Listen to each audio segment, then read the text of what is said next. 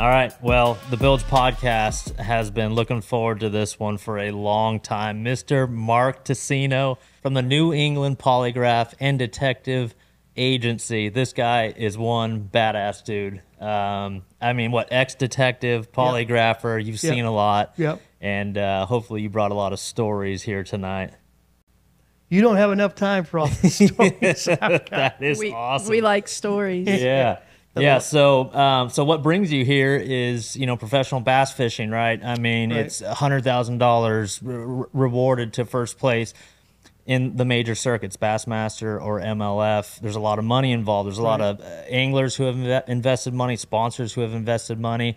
But a lot of times when in competitions, sporting competitions, when money's on the line, people get a little gray, people get a little squirrely. Right. And my understanding is it is your job to sniff that out. What was my job until 2023? 2023. Until January, February of 2023. And you were working with Major League Fishing, I was MLF, working with Major League Fishing. for what, 10 years? Just about 10 years. Wow. It might have been 11 years. That's a long time. So from when they started. So the story of how I was a reluctant to come to any kind of competitive fishing, competitive bodybuilding, that constantly was trying to get polygraph examiners to enforce their rules. Right. But they weren't using polygraph correctly. And so I think it was 2013, maybe 2014, communications director from Major League Fishing called me up and said, hey, we think we've got some problems with our enforcement. I've called around. They say you're the guy. I go, I'm not the guy. Look, I do homicides. I do child abuse, murders, rapes, robberies, wow. Public official corruption. That's what I do. I don't do Jerry Springer type polygraph. Or fishing. or Which fishing. is the same category as Jerry Springer. I think that's what he's saying. Yeah, I told Chris this on the way over here. In 2006, a buddy of mine who a business partner of mine, we were doing polygraphs for pre-employment because many agencies don't have their, police agencies don't have their own polygraph examiners. So police department, sheriff's offices would hire us to screen their guys to go to the academy. And so he calls me up and he goes, and it's like, I don't know, 7 o'clock in the morning. He goes, hey, I got a polygraph at like 10 and I just got called in for a homicide. I can't make it. I go, okay, what is it? And he goes, it's a ice fishing derby. And I go, are you kidding me?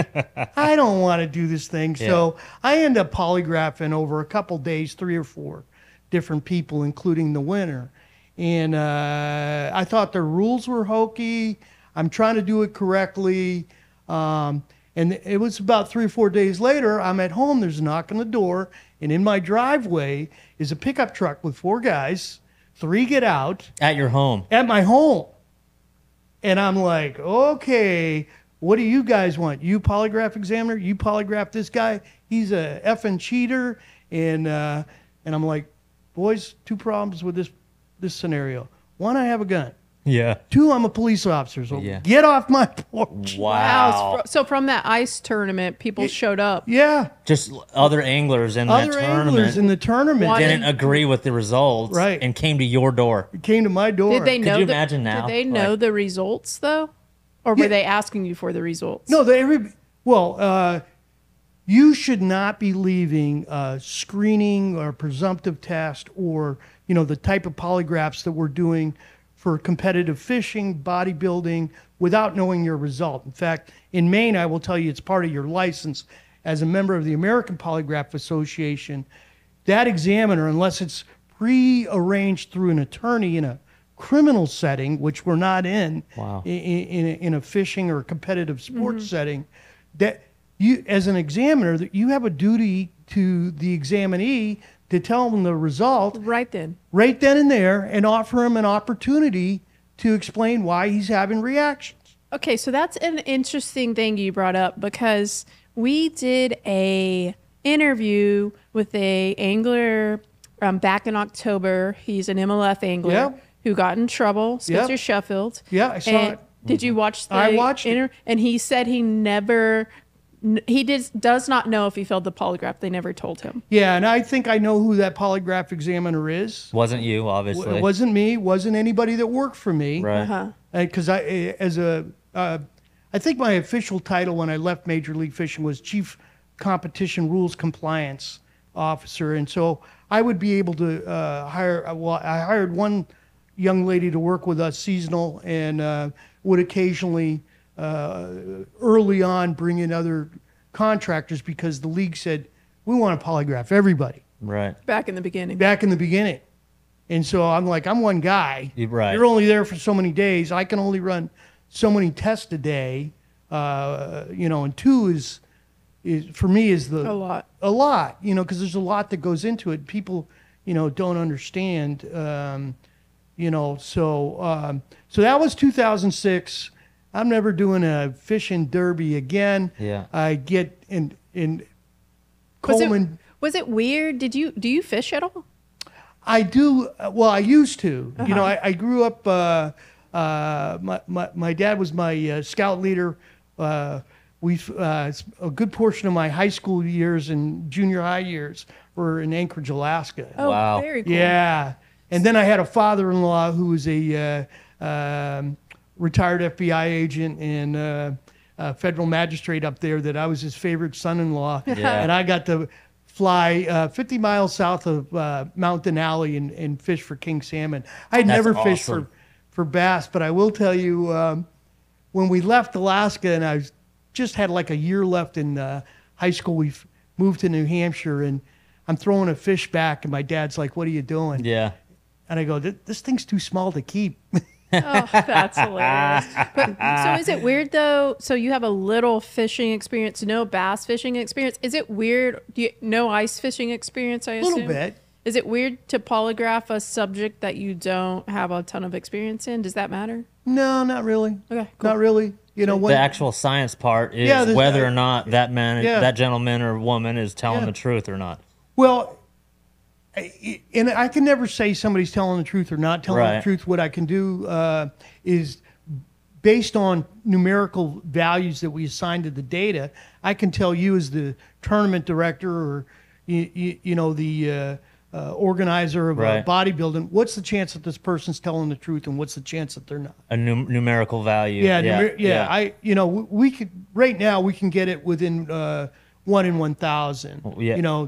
If I look at a certain data, and I know the numbers won't mean anything to you, but let's say a person in Major League Fishing or Bassmaster, if they're using the type of format that I'm using, they're -3. Well, the likelihood that a truthful person would produce a -3 is about, it's less than 5%. And the -3 meaning more towards the truth side or the lying side? No, -3 would be deceptive. Okay, deceptive, or right. significant reactions. Okay, so in all the years you were doing it on the fishing side, what percentage would you say is -3? No, let's wait. Whoa, we're not there yet. I would love, though, to know, because one thing when we talked for a little bit 2 months ago, you talked about how the way you do it is different than the majority of people, the way your group does it. You made it sound as if there's a right way to do it and there's a wrong way. And you took pride in how you did it. And you know that when it comes to if this needed to go to court or whatever, that you could really prove whether the person was being deceptive or not. Can you go into how you do things and what separates how you do that? So it's a little bit wonky, my explanation. So in 1998, I got to be a polygraph examiner for the Portland Police Department. I was a detective. And 98, 99, we're doing a format that's called R&I, relevant, irrelevant. Are you sitting down? Have you sold drugs as an adult? Are the lights on in this room? Did you ever engage in domestic violence? And it was very hard it was very subjective. And so 2006, I'm at a conference in South Portland, Maine with about 750 other polygraph examiners from around the country. Federal and state level, yeah. FBI, postal inspectors, Secret Service. Wow. And so police examiners are talking about the difficulty of this R&I in our Secret Service programs to go, hey, we stole something from an agency that can't be named. We're using it, and you can't guard the president. You can't guard any VIPs unless you pass this thing. And the beauty of this thing is we can assign numbers to it. If a guy's got a problem, we can go, and it's a presumptive test, meaning, if you get through it, it's conclusive. If you don't get through it and you don't admit that you're lying, then we do a bigger test, and we don't care if you admit to it or not. You don't get the job. You don't get the duty. And so that worked perfectly for what I was doing with Portland in Maine. And we, at the same time, too, I was an instructor at the academy. I taught interview and interrogation and criminal investigations, and eventually I taught child abuse investigations. And so there would be people we wouldn't hire in Portland, not just simply, and I hate saying pass or fail, and if you say pass or fail as a polygraph examiner in 2024, you probably ought to have your mouth washed out with soap, because that's not science.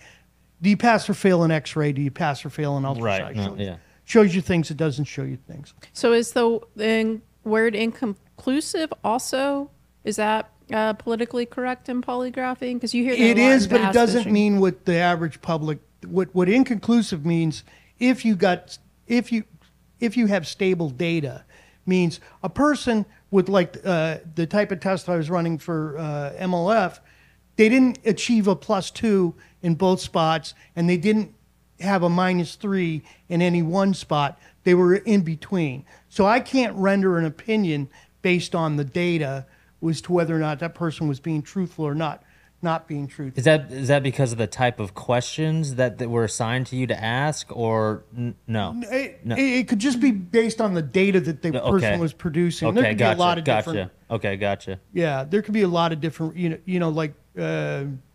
shouldn't be testing people at the end of the day after they've been out in the water, been in the sun. But I can talk more about that in a little Right. bit. Yeah, sure. So you went to the not an expo, the conference. You guys learned this new way to do things, which goes unnamed, whatever agency that came from. right. And then what happened from there once you learned? It started to get adopted throughout Maine, and we started forcing any police applicant in Maine to submit and successfully complete a polygraph before they were allowed entry into the police academy. Now, that particular test is essentially 4 charts. The first chart is an acquaintance chart to make sure that somebody can produce stable data. And I'll tell you, I write 6 numbers, I have them write 1, and then I have them say no, that they didn't write any of them. And then we see if we can't pick it out, if the data's stable enough, and get them acquainted with the process. Then for Maine police, it's 2 issues per chart, with 3 charts being taken. With Major League Fishing, I used an acquaintance test to make sure a person could produce stable data and follow the instructions. Sometimes people are just too jeeped up, got medical situation, can't produce stable data. Wow. Then it's just one of these same format, very, very well studied, very reliable, that if they got through that, they were good to go. If they didn't get through that, I'd say, what's going on? A lot of times they go, I didn't do anything for Major League Fishing, but in college. Yeah, of course. Yeah. And then we would retest, and then I would have times that they would not give me anything, so they'd not give me a plausible reason why they're having reactions, and then I'd break out a diagnostic test, which again is an acquaintance test, and then it's at least 3 charts very specific to one question worded slightly different. Did you do it? Did you ever do it? Did you do it at any time? And it'd be between 3 and 5 iterations. And I would say, based on what we know now, probably since 2020, if you're using the right test data analysis with a valid format, that thing is probably no less than 95% reliable, probably 91% reliable for catching people that are being deceptive. Mm-hmm. It's only about 79% reliable for verifying people are telling the truth.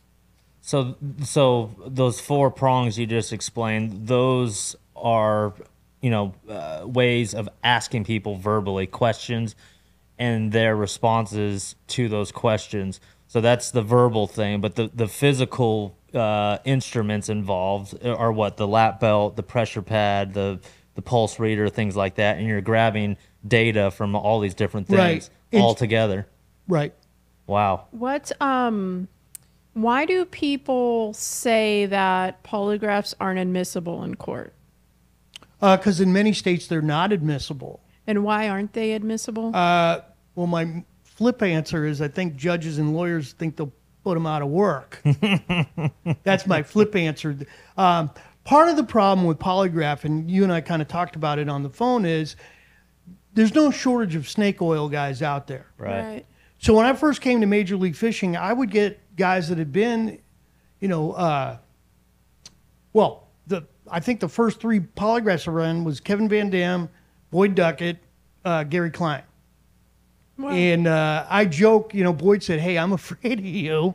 And I go, "I'm a little guy." I'm like, "Why are you afraid of me?" And he's like, "I've taken all these polygraphs, but until I met you, I didn't think I'd actually taken a polygraph." Wow, that thorough. Well, there's a standard. Yeah. Guys were telling me they were taking polygraphs in the front seat of trucks. Wow. They were taking a polygraph while wearing a poncho at a picnic table. They were taking polygraphs in trailers where the announcers at the end of the weigh-in could be heard. Some things about polygraph. As a polygraph examiner, I'm supposed to base my decision solely on data, not on how I feel. Right. The guy looked up and to the left. Right. None of that crap. Right. I'm not supposed to be adversarial or accusatory in the pretest unless I decide I'm not going to run a test. I have a responsibility ethically. If I know a guy's not going to pass a test because I've, got some information right. and he keeps denying it, then I sort of have got to waive off from the test unless he's adamant, that we're wrong. Okay, well, we'll do the test and we'll see. Yeah. You have to, and I think I sent you an email on the testing environment. Yeah. It's got to be quiet, no distractions. I don't want a guy looking out a window. Yeah. I don't want him looking at cheap hotel art. Yeah. What happens when they are looking out a window or they've got some sort of distractions? Does that help them pass a test or make it harder for you? No, it makes it harder for them to. Well, let's talk about this for a minute. Let me tell you what a polygraph really is and what people think it is. Yeah. People think it's a lie detector. That's a term of convenience. That's not scientifically accurate because there's no one thing that happens when Chris lies or Trait lies or when Mark lies that doesn't happen at some other time for some other reason. Right. So if we're not measuring lies, what the heck are we measuring? Well, we're measuring in an umbrella term what we call your level of arousal, meaning your heart rate, your blood pressure, electrical activity, respiration, blood volume, and pulse. And we have an activity sensor or multiple activity sensors that are looking to see, is this something that the autonomic nervous system is doing on its own? Or is this a result of you doing movement or deep breaths? Right. And so to answer your question, why it's a cognitive emotional theory as to why you react during a polygraph. I want you focused on the stimulus that's provided to you in the form of a question. If, there's a good-looking girl that walks by the window, right. or there's, a bang, or you're looking at, a piece of art that reminds you of a childhood or something. Yeah. If you're thinking, it's going to cause impediment in the polygraph. So generally speaking, when someone tells you a lie or tells a lie, then these things spike, these intermittent spike, the heart rate, the pulse, the breathing, those things elevate. Is that generally there's an increase in amplitude? And what we think, and if you'll indulge me, the 4 things that make people have reactions during a polygraph are, first and foremost, we think most significantly, activation of significant memory. Mm-hmm. If you got a memory of robbing the bank, it's hard to be George Costanza and say, yeah, right. You weren't the guy that robbed the bank. Right. The next thing, and this is where any angler that's watching, first and foremost, you shouldn't be asked any question on that polygraph test when they're actually collecting the data that professional polygraph examiner, if he's adhering to standards, hasn't reviewed with you. There's no surprises. It's not meet the parents. It's not the Kardashians. Do you love? Right. It's not that. So it's called shifting your cognitive load. Fancy psychological babble from going from simple thought to complex thought. And you're like, okay, that doesn't help me. Trait, what's 1 + 1? 2. Chris, 2 + 2? 4. Easy, right? Right. But then I go, hey guys, what's 4 × 7 divided by 3 minus 17 plus 19? And then you gotta sit there and think. Right. You're not lying, but because there's more cognitive load, because there's more chemical and electrical action in the brain, your physiology, your level of arousal is going to change in that. And that's something that an angler, 2 things to pass a polygraph: tell the complete truth and follow the instructions, so long as you're getting good instructions. And my fear is, whether it's professional fishing, police pre-employment, post-conviction sex offender stuff, or some of this relationship stuff that goes on. A polygraph should last about 90 minutes. And that's a short one. Full interview. It is a full interview, and it's a full explanation, and it's a working out review of, are you good with this question that I'm going to ask you that's at issue? And so I find that some examiners don't do that. And that can be for various reasons. They work in a state that, has no licensing. Maine has some of the toughest licensing in the country. I'm a member of the American Polygraph Association. I'm a member of the Maine Polygraph Association. I've been appointed, I don't know how many times, by the governor of Maine to review whether or not you get a license in Maine. You've got an intern under me for 6 months.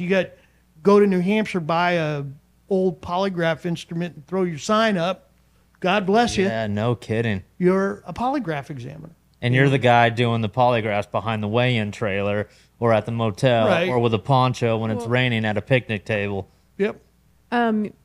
You just a little bit more on, because you are the real deal, of what you do before we go into the fishing stuff, what your real bread and butter is.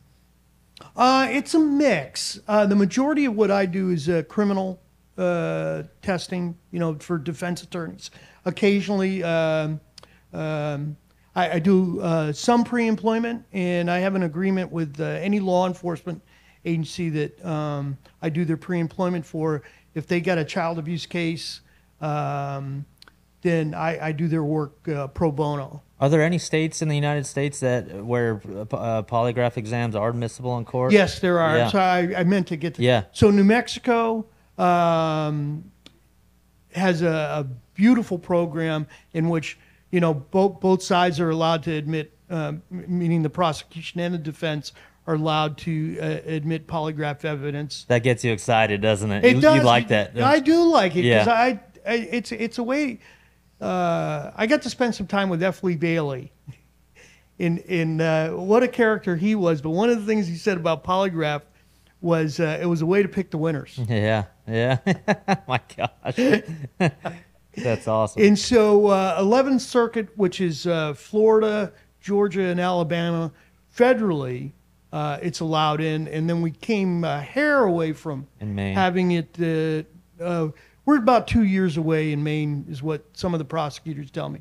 But in Baltimore, there was a Marlin tournament in which a judge was going to, we know he was going to say, it comes in because the guys, the best PhDs in the country, who came out of the federal government, and the federal government spends a lot on polygraph.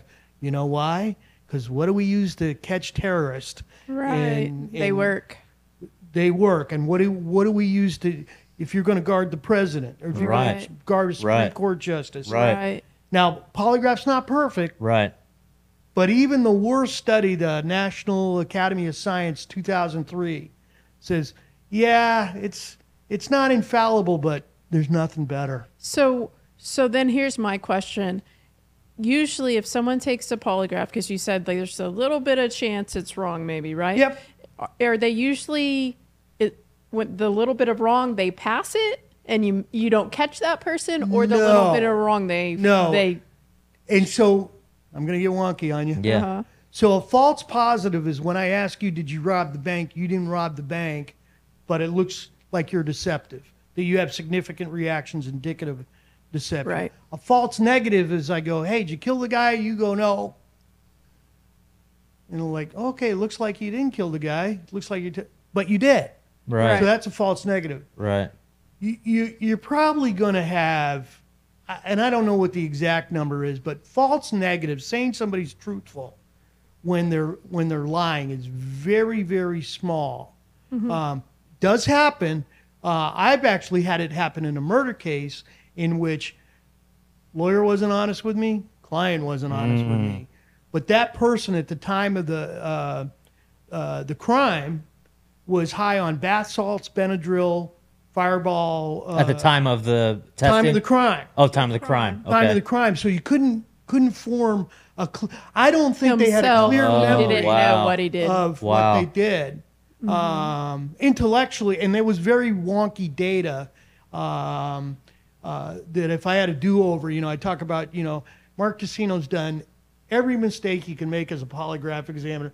I've tried to learn from it. You know how you catch that guy in a lie is you get him high on bath salts and whatever, Benadryl, and then do the polygraph. Yeah. Same state of mind, right? And then I think that, there was some psychological, it was horrific. It involved the death of a child. Yeah. And I just think psychologically this person probably wasn't suitable at the times that I was trying to test them. Right, yeah. So then so that's the false negative. Yep. So on the false positives, because I've been known to tweet that I think there are anglers that have maybe failed some polygraphs, and people say, well, we shouldn't do polygraphs because there are false positives and someone's career shouldn't be ruined over a false positive. So how many false positives in your bread and butter line of work do you think have occurred? I would say probably less than 5%, but you multiply that over 3,000 tests. Wow. That's a big number. Yeah. But here's my anecdotal, I don't have empirical evidence of this, but my anecdotal answer to false positives I kind of explained in some stories. One of my first experiences with a false positive, there's a rape on the west end of Portland. A woman is in the back of a police car or an ambulance, I can't remember, and she sees a homeless guy standing on the corner, and she goes, that's the guy. And so we were joking about law enforcement in the 90s. Oh, yeah. It was a pig pile. Yeah. And so about a week later, that guy's in my office, bumped and bruised. Yeah. And he's like, I did not rape that woman. I go, okay, well, that's what I'm going to ask you on the test. You got any you're clear on that? Yep. So I run that test, and I tell him if he's not clear, you got to tell me. And boy, that guy is deceptive, and I'm happy because I love interrogating. Yeah, I bet you do. Getting confessions. Yeah. And so he goes, I didn't rape that woman. I go, you either raped that woman, or there's something pretty important on your mind that you didn't share with me. And he goes, okay, I'm waiting for you to arrest me for murder. What? He So he confessed to a killed murder? somebody, but he failed the other test because he had that on his mind. Right. And you picked up on that. Well, I picked up that he was having reactions. Right. Because he was nervous because Right. he had murdered someone, not because he had raped the lady. Well, it's called differential salience. Whatever has your attention is going to cause you to have reactions. So he's sitting in a police station going, focus on something totally Right. different. I'm in the Portland Police Headquarters, and I know these guys talk to the FBI, and I know that they're going to talk to North Carolina. And 18 years ago, I stabbed and killed a guy in North Carolina. Wow. And because I'm in here now, they got my fingerprints. They got You're in the Right. database. they're gonna get me. Right. So when you give polygraphs, you're clear and you communicate. Okay, you failed this thing. So is there something you're not telling me that would cause you to fail this besides the questions I'm asking you? Yeah. Yeah. It's a full interview. If I ask you Apple, and I've said this for probably 10, 15 years, if I ask you Apple, and for whatever reason you're thinking orange, you got to tell me. So then going back to that Spencer Sheffield situation that we did the podcast, the guy back in October, him saying he never got the results to his polygraph, but then getting DQ'd and whatever. They should have told him so that They should have told him. Yeah. That's the standard of practice. If that person is a member of the APA, if that person worked for me or was a contractor for me, Done. so that they can and I think communicate. I know who it is, Yeah. and they know they got a problem. Yeah. And why would someone, what would be a reason a polygrapher wouldn't have that sort of communication? Unethical, incompetent. Yeah. Not trying to find something? The only or- way like they don't want to know, or it doesn't matter, or No, I can't put it into terms of competitive fishing or bodybuilding because I just wouldn't understand Sure. why an examiner would not tell the examinee. What about in the other stuff you do though? So like an attorney comes to me and says, hey, my guy's a school teacher. We've looked at the disclosures. There's not the best disclosures about, some sort of abuse. I want you to tell me the result before you tell the examinee. Right. So I tell the examinee in the pretest, here's the rules of engagement. I am not going to tell you the test today, the test result, because your attorney doesn't want me to. Right. Are you good with that? Because they can say, hey, I want to know. Right. And one of the reasons why attorneys don't want to know is, well, their job is, not to prove somebody innocent. Right. Their job is to advocate for the most favorable outcome for their client. And sometimes the evidence is very weak. Right. And so, I'm good at getting people to fess up. In fact, up in Maine, they call me Father Mark. Father Mark. And I got some attorneys that go, I am never sending my guy to you again. Wow. I go, hey, I told you, decide. Yeah. Do you want him? Do you want me to interrogate or not? Because look, business-wise, if I don't have to interrogate, that shaves about 2 hours Yeah. off of my day, and I can move on to the next one. Sure. Or go have a toddy, Right. I like it. I like it. So you would say usually there's just a reason. Like there is a reason. There would be no reason in competitive fishing. Unless or maybe the competitive organization asked, don't I'd be release the stunned. results. I'd be stunned if somebody actually said that Yeah. to an examiner. Like, hey, don't let them know the results. Yeah, I would just keep it quiet. And so I knew about, what was the kid's name? Spencer? Sheffield. Yeah. I knew about that within days of that happening. Wow. Right. Because my phone lit up. With Wow. the anglers calling you. Anglers calling me and going, hey, do you know this guy? And my first response was, what do you mean there was a polygraph after they let me go? Right. Yeah. Of course. Yeah. Because I was told, hey, it's money. Right. Right. We want to, we're probably going to suspend polygraph for a year. You may have looked at my letter of reference and said, hey, listen, if we decide to, do this again or whatever, you're eligible to be hired back. I thought I left on good terms. So because I don't want to get completely into it, but they told you that 2023 there would more than likely be no polygraphs given for the Right, season. no polygraphs given. Oh my And Lord. it did. And Wait, it did. let's go. All right, let's start. So I'm let's like- reverse. Spencer, who took a polygraph Right. where? Right. What? Yeah. Are Wow. you kidding me? So let's stick it in reverse because I want to come back to that moment definitely. So when did you did the ice fishing? You weren't down for that. You didn't want to do fishing ever again. Those guys showed up. You're like, this is some Jerry Springer stuff. Right. How did you get hooked up with Major League Fishing then? So the communications director initially called me up and I said, I'm not interested. And when was this? Like 2000? 2013, 2014, they were doing an event in Waterville, Up by you. Maine. Yeah, about an hour north of where I live. And so they said, hey, let me just come meet with you. I go, you can come meet with me, bud. But at the time, I had an intern, and when you're in an internship, you need like 25 tests. Uh-huh. And so I ended up talking, and they were offering a bunch of tests in a short period of time. And so we went up, and Boyd Duckett, Gary Klein, Kevin Van Dam, and those guys were all very, but I ran it just like a police pre-employment, an acquaintance test, and one chart with 2 questions, essentially about the no information. Right. Why did they contact you to begin with? Were they given your name? Also, can you pull your mic just a little closer? Yep. Thank you. I mean, he's Father Mark. Everyone knows Father Mark. They need the best. We're a fishing group, to find you when we're... Well, because most of my contemporaries were still active law enforcement. Yeah. And I had a heart attack in 2010, and so I was on a medical, I'm medically retired. I'm not I had like 19 years in the system. Wow. I was 47. And so a lot of my friends, when Coleman was calling around, hey, does anybody know anybody good? Every single time, they'd be like, Mark Teceno, Mark Teceno, Mark Teceno. Yeah. Which is kind of laughable because the same thing just happened again. I had an attorney who said, well, do you know anybody? And I go, well, I can't do it because I have family that's involved in this. Right. So he calls me back up. He goes, I put your name in it's called the Maine Association of Criminal Defense Lawyer Forum, and I stopped at 7.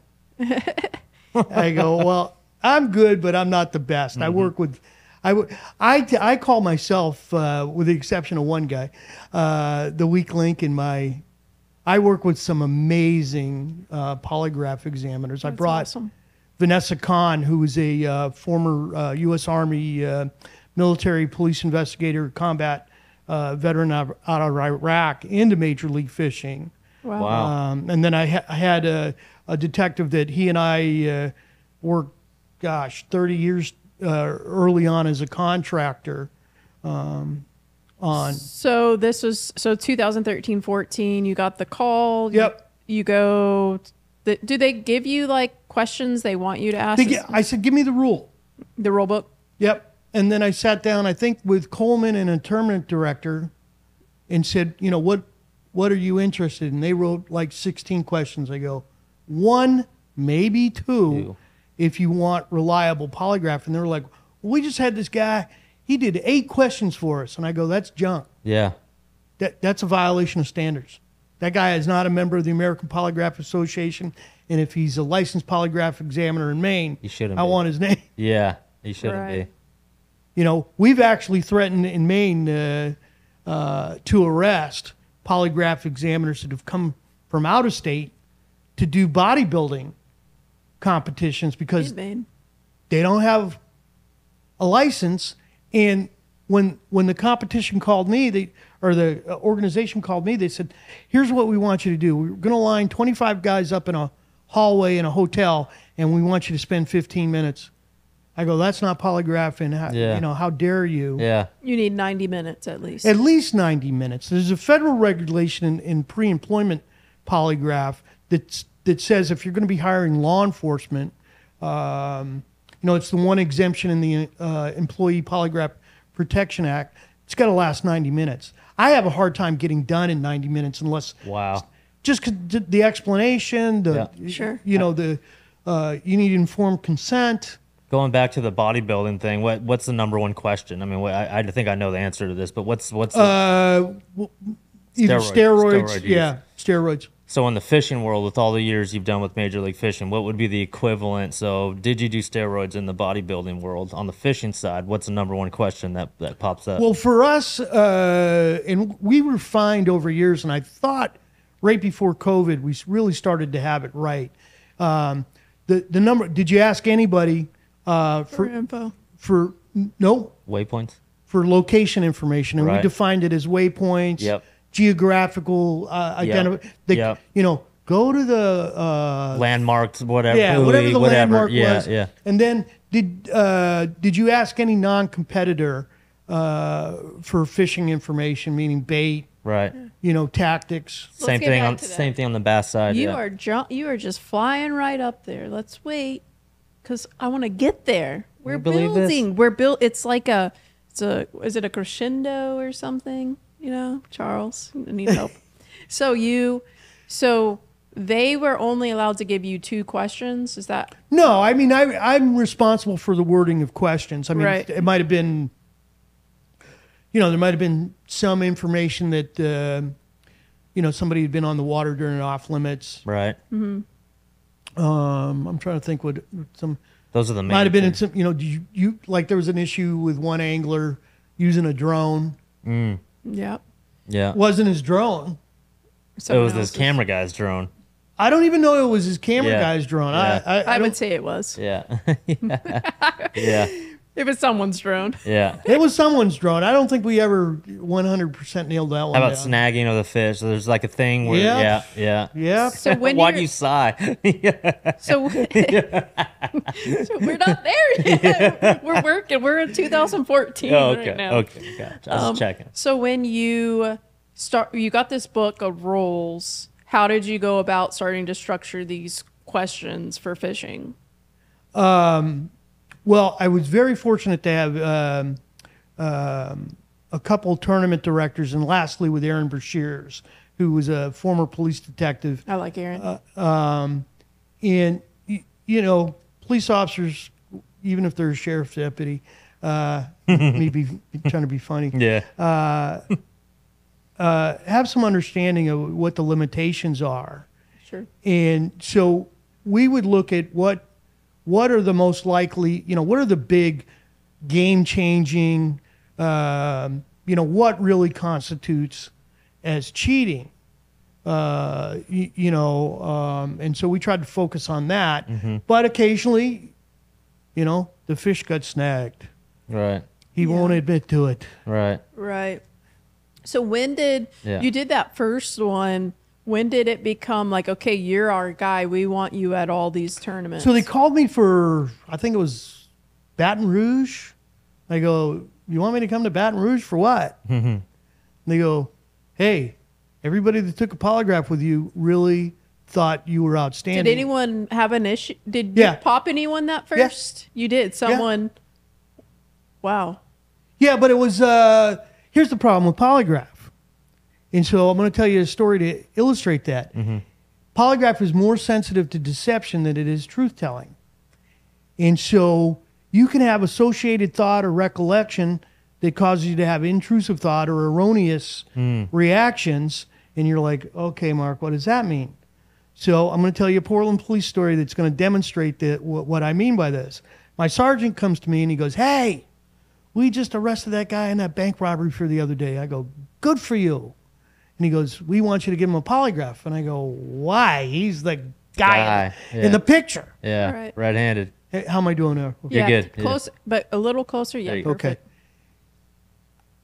Perfect. I go, you got him in the picture. What do you need me for? And he goes, the FBI is only about 90% sure it's him. He says he didn't do it. And you love getting confessions. And I'm going, okay, I'm in. So I go in, I say to the guy, hey, listen, if I ask you apple and you're thinking orange, you got to tell me. If I'm asking you, did you point the gun at the teller and hand the note? And you're like, nope, I didn't do that. But you drove the getaway car.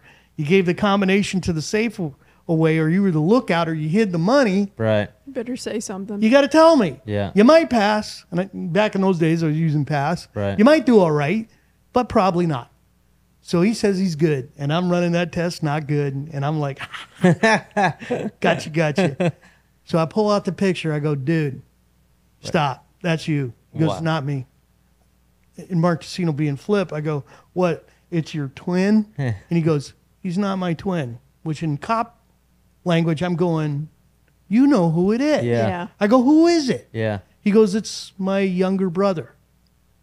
I go, why didn't you tell me? And he goes, because it's my younger brother. Yeah. Wow. I go, what's the story?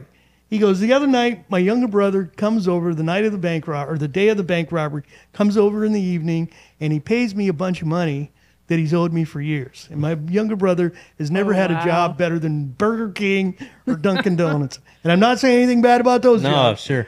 And so my wife says to him, and this is why you should listen to Trait. What'd you do? Rob a bank?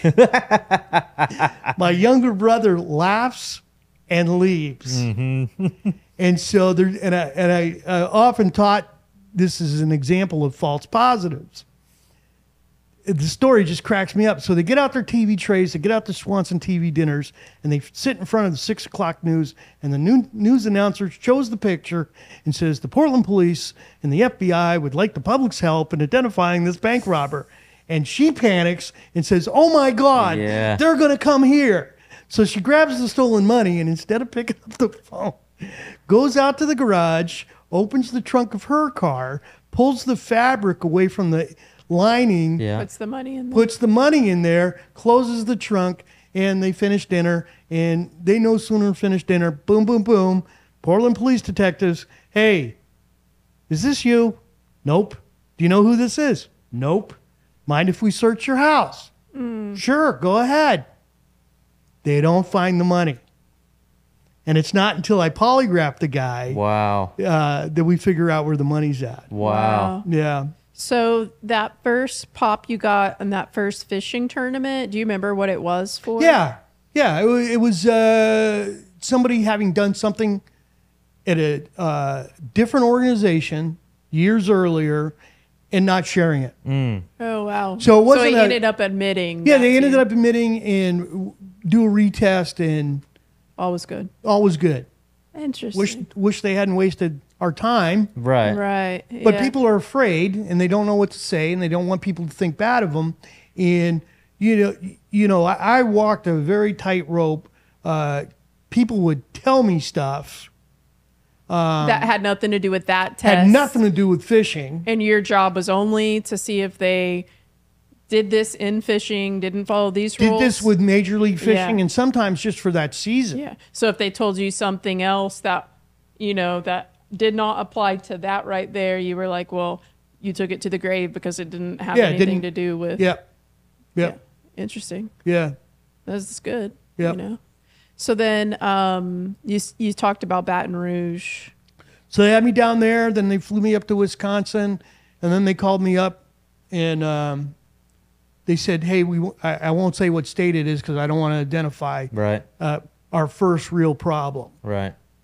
And so they say, "Hey, we want to polygraph everybody," and I go, "I'm going to have to bring some help." And so I brought my good friend Biff Brady. You don't know who he is, but the Polygraph Association gave him the Drywall Award because he could talk to a piece of drywall and get the drywall to confess to anything. His name was Biff? His actual name is Gerard Brady, but his nickname since being a kid was Biff. I like that name. And I look like Yoda, he looks like the Wookiee. Nice. That's awesome. We go to the spot, and I think we did, I'm not sure I want to say the exact number, but we probably did 12.5 polygraphs. Mm-hmm. Just under half had significant reactions. Wow. One of the guys that has significant reactions admits to in an event early on before Bass Pro Tour, before, in this early, you show up and you fish, you can't do any reconnaissance, you can't do any research. He admits that he figures out how things are going based on the hotel they got him to. He researches every body of water around that hotel. Mm-hmm. He calls up. I know who this is. I heard this story. He calls folks that are experts in marine biology. Jeez. And he wins. Yep. And so I go to the management with that. But this was this tournament or before this tournament? This was 3 years before the tournament that you're testing. Working. Yeah. So it's not. Is this a BPT event you're at? No, it's what was the original Major League Fishing when it was selects or cups. Cups. Right, where they bring them in the hotel and go fish. Go fish. You don't know the location. Yeah. You're just Yeah. And so he admits that, he developed this candidate list of bodies of water. within a radius of Yeah, that within a hotel. radius of Right. what- And then Yeah. went and got information, Right. Yeah. guessing. Yeah, and won. Right. And so the MLF management, I'm like, oh boy, I don't know if these guys are going to call me back. You know, what are they going to do? And I was pulled aside and said, hey, we don't want to wreck people's careers. He's paying a huge fine. He's paying all the winnings back. And Boyd has said to the whole field, stop effing around. You need to tell Teceno the truth when you go in there. So the very next event I go to, I got guys going, I sped on the way to the event. I might have taken some deductions on my taxes. Oh my God. I had 2 girlfriends at the same Yeah, time. yeah. I'm like, whoa. Yeah. Come on, guys. Wow. I don't care, but if you feel you need to get it off your chest. Wow. Wow. Yeah. So, and for years, it went really well. That I had absolute confidence that the senior leadership and the mid-level management absolutely were trying their best to do the right thing To enforce. most of the time. Right. You know, there enforce was rules. Yeah. Yeah. And the other thing I wanted to say about Polygraph, with Major League Fishing, we never took any action against anybody that was solely based on a polygraph Right. result. There's- In fact, last line of my report, whether it's a pre-employment, post-conviction sex offender testing, or competitive fishing, no decision should be based solely on physiological reactions, meaning the polygraph charge. So meaning In other you would words- need evidence Yeah. to or a confession to go with Yeah. your Yeah. polygraph. Yeah. And, And that's how it you should got, be. You got those? Yeah, I will tell you, just to give you a sense of it, the most polygraphs I did in one season was 65 anglers. Wow. That's a lot. I don't want to give the exact number, but a little more than a half dozen had significant reactions indicative of deception. All but one admitted to some level of violation. Some of it was just failure to report. Life Yeah, like a jacket, life jacket or something? thing, No, kill no, switch, no. that they got cornered at a gas station or a restaurant, and somebody said, Gave him some info. gave them some info, and they didn't use it at first, but they didn't report it to the terminant director. And then, things Right. were getting tight. So and- they Yep. used the info. yeah, they ended up using the info down the road. Right. So let's say those were six polygraphs. 5 people admitted to what they did. Yeah. And then the one guy admitted to something he thought was a rule violation, and I'm going, do you not even know your own rules? That's not a rule. Yeah. You'd be surprised I'm with like, some of these what? guys. So Mark Tecenoism said, let's keep it simple. So I got with Aaron and Todd Walker, and we ended up printing. Is this through in BPT at this point? Yeah, now I think we're in BPT Yeah. because 36 was a handful, 80 was Yeah. You had to get help. it was. Well, we couldn't get to them all fast enough. Sure. And so we brought Vanessa on, but then they bought, was it Pro Circuit? And so they were like, Yeah, well, we got FLW. 160 guys. Yeah. Yeah, Can't we do got to them all. figure out a better way. But so I started in Aaron and Todd, and then we had like the reps help us fashion a card that was supposed to be on your boat when you went to fish that had the highlights of the the no rules. information rule. Yeah. Because I would get guys that would like, I didn't ask for information, but I walked by somebody's boat and I saw they were, they were tying this on, tying that on. I can't unsee that. Yeah. I go, okay, well, did you ask them for it? Yeah. You didn't. Right. They Yeah. didn't solicit. Yeah, that you didn't information. solicit it, and it made for a hard polygraph. When I bet. you had those people admit to it that first round, was anything done? Yeah. Because you had evidence and stuff. Something was done. Yeah. I mean, I don't know exactly, but I mean, the feedback I got, so-and-so got fined, Fines. this got to, Yeah. Just there's fines. fines. But not. Did you pay attention to the score, like the points races and stuff? Because Sometimes I did. I mean, I had guys I liked. Was it Brent Brent Ayler. Ayler. Yeah, he's a friend of good, ours. Yeah. I had 2 back-to-back. Polly's with him. No, No.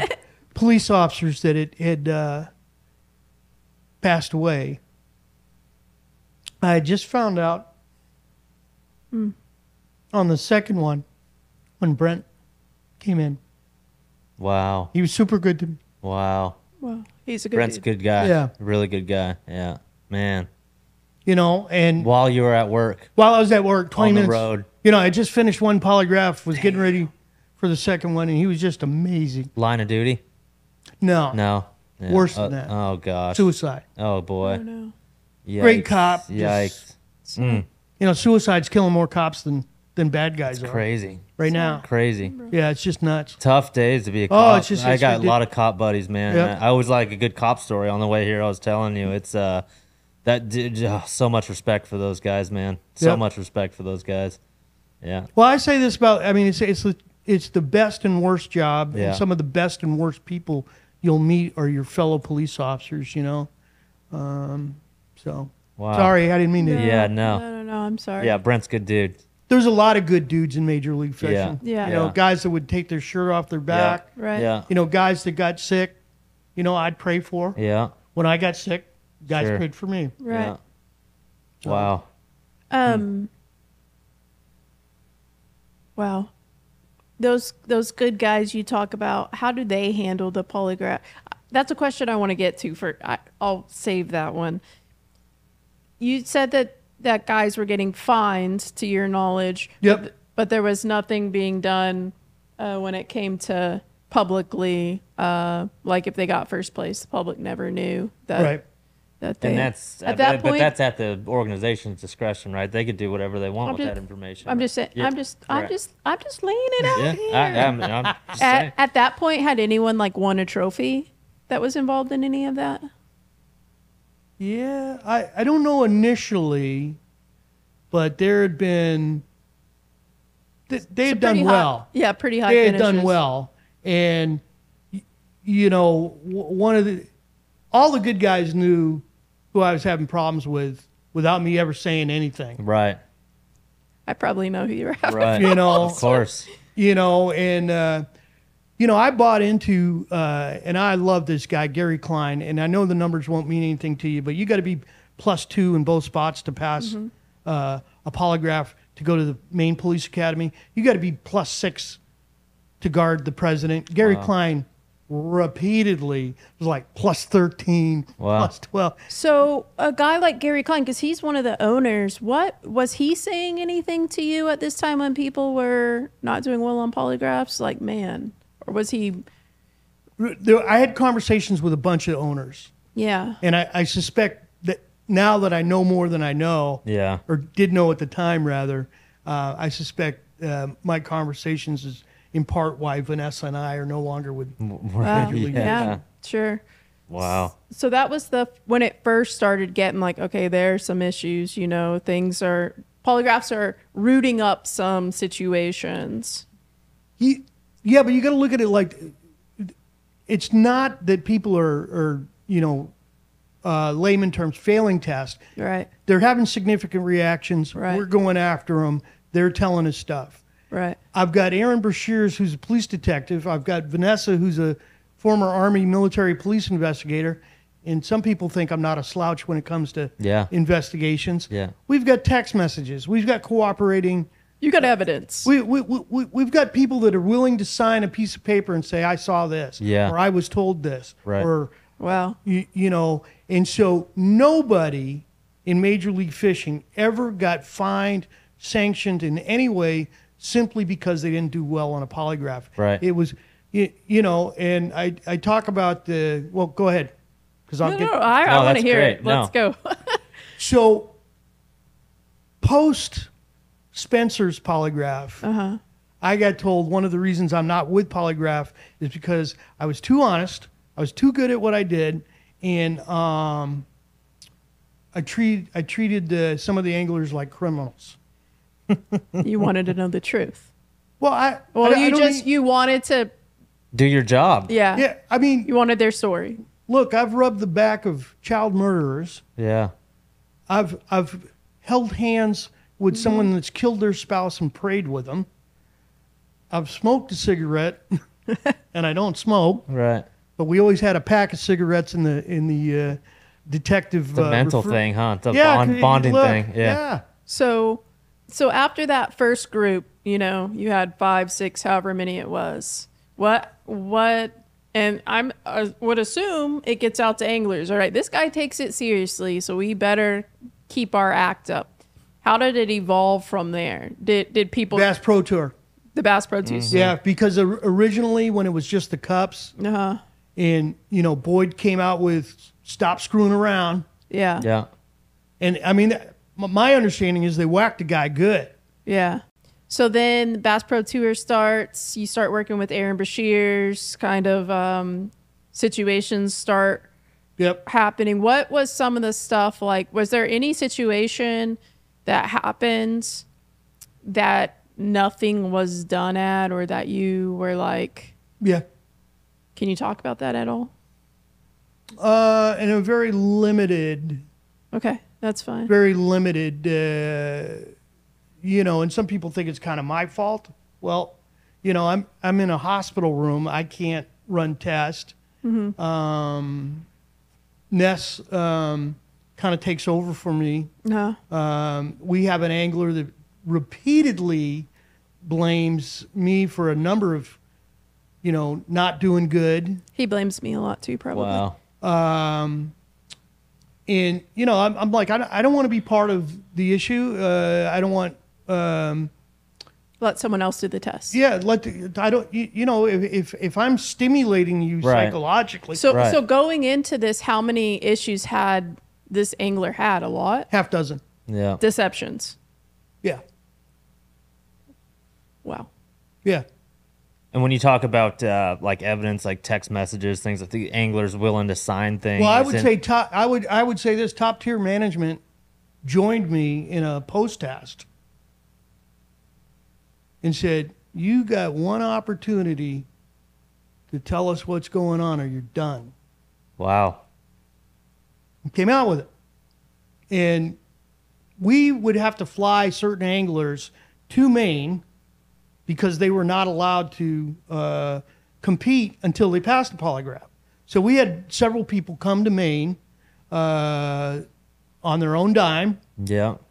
And sat down with me or Biff or both of us. To clear their name or whatever. Well, so they could go fishing. Yeah, get through whatever was going on. Yeah. Right. Yeah. And so they would confess their sins. And, you know, we would do a test, something along the lines, are you now deliberately withholding, you know, information about your violations? Was it usually like when these people pop like this person, is it usually just like, you know, like location gathering? Is that generally, or talking to someone at a gas station? A lot of the significant reactions were very de minimis. You know, they didn't report. Sometimes they would slip with other anglers and say stuff, and right. You know. But then there was some legit, you know, folks that are, you know, they travel together, they room together, they do all this together. That group, right? And they're like, "Oh, I didn't share graph information." You didn't? Is this not your evidence? Graph? Right. It's like a screenshot on a phone or something. Yeah. Wow. Yeah.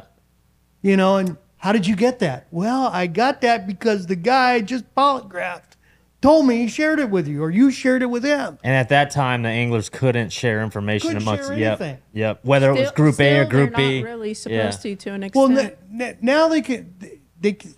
When I left, I don't know what the new 2024 rules are, but you could not get any fishing information from any non-competitor. Period. Right. Bait, location, blah blah blah. Non-competitor or even competitors, they weren't supposed to be communicating. Well, they could communicate specific, or they could communicate location, or not sorry, locations. no, they couldn't communicate location information. They could communicate bait, tackle, basic stuff. Yeah, basic stuff, because you know, I understood that I'm bringing a different level of polygraph, but my understanding was, we want to be pure version competition. Guys didn't want to fish against, who's got the best network. Right. Guys didn't want to compete against. Right. Exactly. The work should be done on the water by that angler, not by other people who are giving them their work. They were at that kind of same time frame. There were images circulating around like forums and stuff like that, where angler A, on a spot with that landmark in the background, and then angler B in group B or whatever was on that same spot in that background. They happen to room together, like, Yeah. So then you're in the hospital, but also you've been having this angler and he thinks you're being tough on him. Yep. So then you bring in someone else. You say, let someone else give the polygraph. We get to and I got to defend myself a little bit because I get mad because the management kind of said something, or some of the owners said something to me, and they go, well, you picked the guy that did the retest. And I go, hang on a second.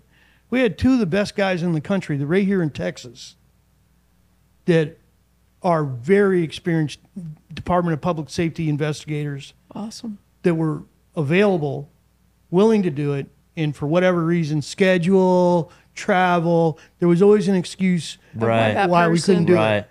Then we got a guy, and I can't say which state police outfit, but a very reputable state police guy to go, I'll do the test. 4 days before that test was scheduled, that guy comes down with COVID. So we're scrambling. We call a school. Hey, do you know anybody in this area? Because this guy's not willing to travel and we need it on short notice. Last minute, we call a guy who's got great credentials, and he says, call this guy. Yeah. And so even though I'm flat on my back, I'm interviewing the guy, and he's saying some things that I'm going, well, I wouldn't do it that way, but it's your test. And I tell him everything I know. And one of the things I know is that person didn't delete all the waypoints from a piece of electronics he got from another person. Right. Yep. Right. And so that test is run, and it's radio silence. From management? More so from the examiner, because I was very clear. I want your data. I want your report before it's final. And 10 days go by, and this guy gives me all kinds of excuse. And I said, listen, I'm going to say that you don't get paid until. Right.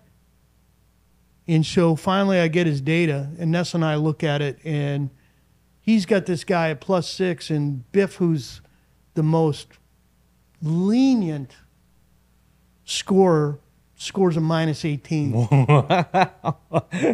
How about that? Biff. Yeah. What's up, Biff? Yeah. And so I'm infuriated, and I take the charts and I cross out the name so nobody knows who it is, and I throw it in front of 10 examiners during a training in Maine. My score was -29. We had the average score was probably -. And you're looking at the questions, the data, the arousal points. Yep. On those questions. Yep. And so we send this back to the school. We don't tell them, score this. Yeah. And he goes, oh my God. I go, Wow. no kidding. Wow. But by that time, the cart had the wagon had left the barn. Wow. And so it had already been reported. This As a guy went +6. around me and provided it to management, and management's like, in those 10 days of radio silence on your side. Wow. How about that? yeah. So what happens after that? Like, how do you move on from that? I have a tough time. Yeah. You seem like a very obviously you're a stand-up man. I'm 5'1", not really. You are kind of short. I'm kind of tall. The Air Force says I'm 5'3". In 1980, so let's give a polygraph and find out. Well, I know I'm not. I'm like, why am I 5'3"? They're like, you got to be 5'3" to carry a M16. Yeah. Like, okay. All right, 5'3" it is. So I'll tell you. Charles just go ahead. perked up. Charles is perked up. He's a gun guy. We all are. Yeah. Yeah, we're gun people. Yeah. When you have the morals that you do, and this is the job you do, and you know some of this stuff starts to happen, that seems like to me, if I was in your shoes, it would be kind of a turning point moment of like, what's going on here? Mm-hmm. How does someone like you react in that situation? Who takes your job very seriously? You know, I thank God for Todd Walker, who was the vice president of operations. That was Aaron's boss. Mm-hmm. At MLF. Yeah, at MLF. Spoke a lot with Aaron, spoke a lot with some of the old veterans. Mm-hmm. They were like, yeah, you know, you got to stay in your lane if you want to keep doing this. And I'm like, yeah, I'm getting attacked in hotel rooms. Yeah. Or not hotel lobbies by wives of anglers. They're like, how in the hell is so-and-so still allowed to compete? Wow. I go, I can't talk about it. You need to talk to on. And so I did have a last fall, early on, I had a conversation with the senior leadership, and I said, this is a problem. Mm-hmm. And you're undermining. In 22? See, the last time I did an event, I think was it 22? Mm-hmm. They got rid of Todd Walker and Aaron Brashear's November, I think, of 22. 22. Was it 22? Yeah, okay. And so my phone rings, and I go, I'm already here.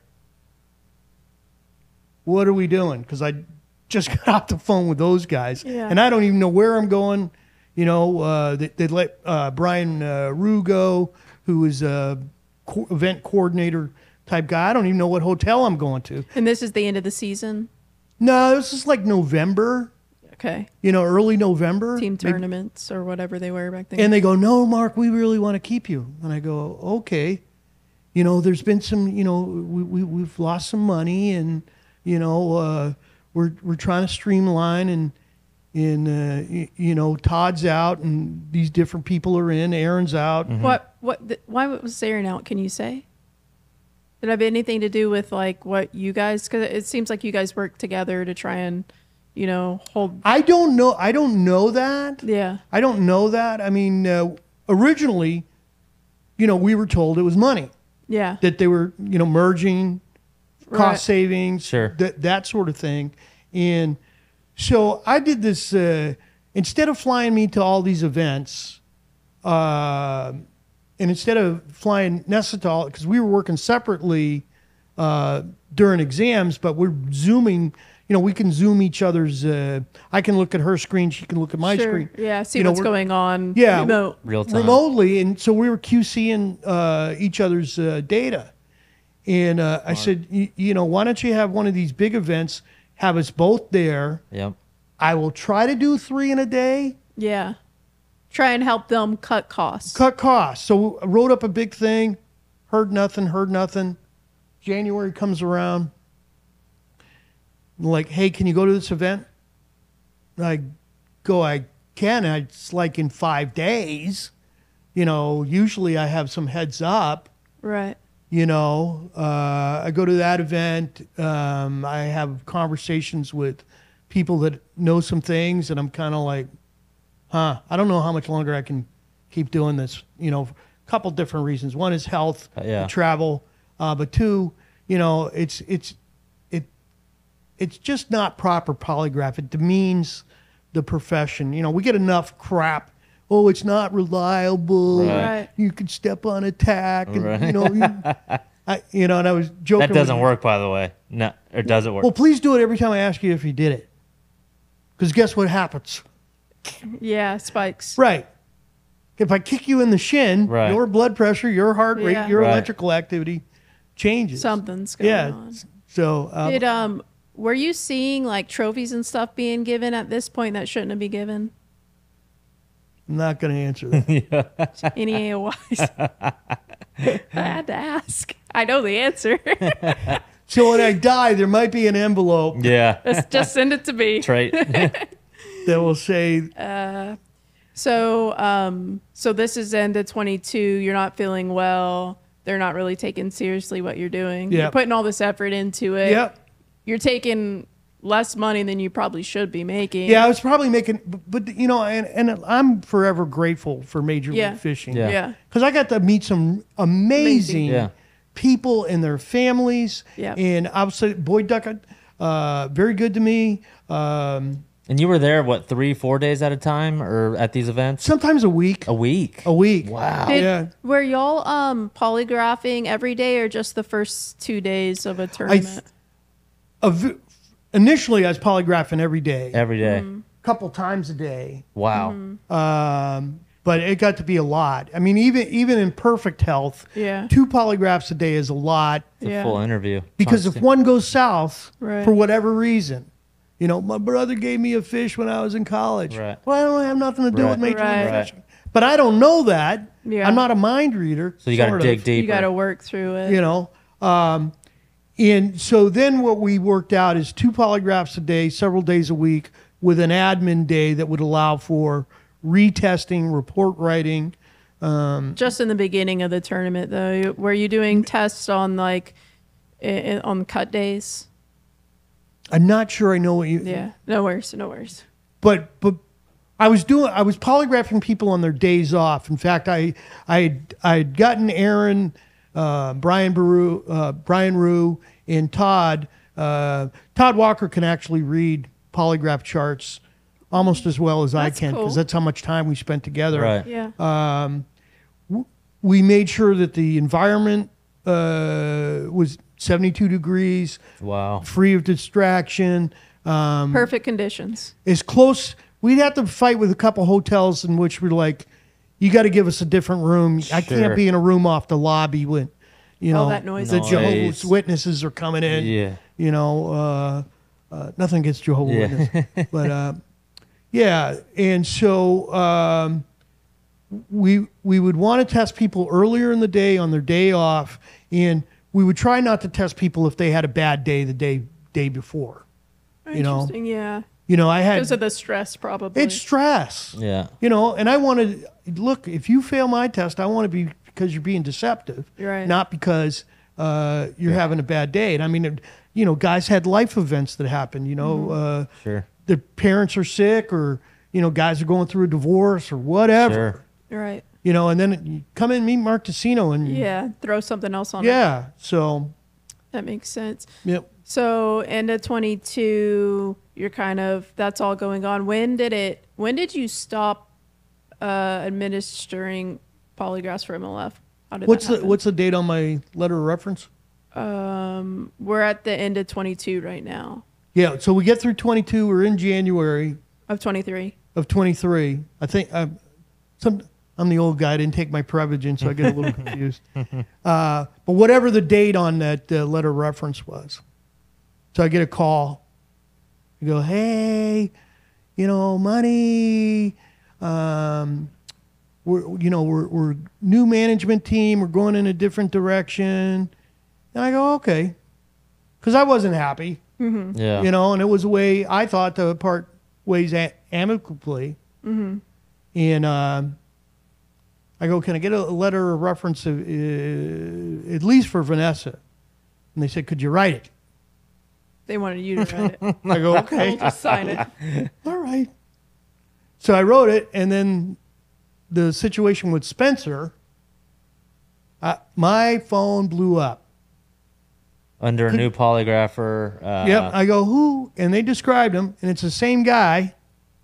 I'm pretty sure it's the same guy. I don't know 100%. Let the other guy get Yeah, a the plus guy 6. goes, oh, he's +6, and Wow. Biff, I think, was having a bourbon and goes, it's -18. Wow. So, but up until this point, it's your understanding they gave no polygraphs in 23 until this situation occurred. I don't know. But that's what they made it sound like to you, that they To were me, stopping polygraphs. To me, it was, we're stopping polygraphs, and we'll let you know you're eligible for rehire. You know, if we decide to, you know, we'll have you back. Wow. Oh, okay. I need a break.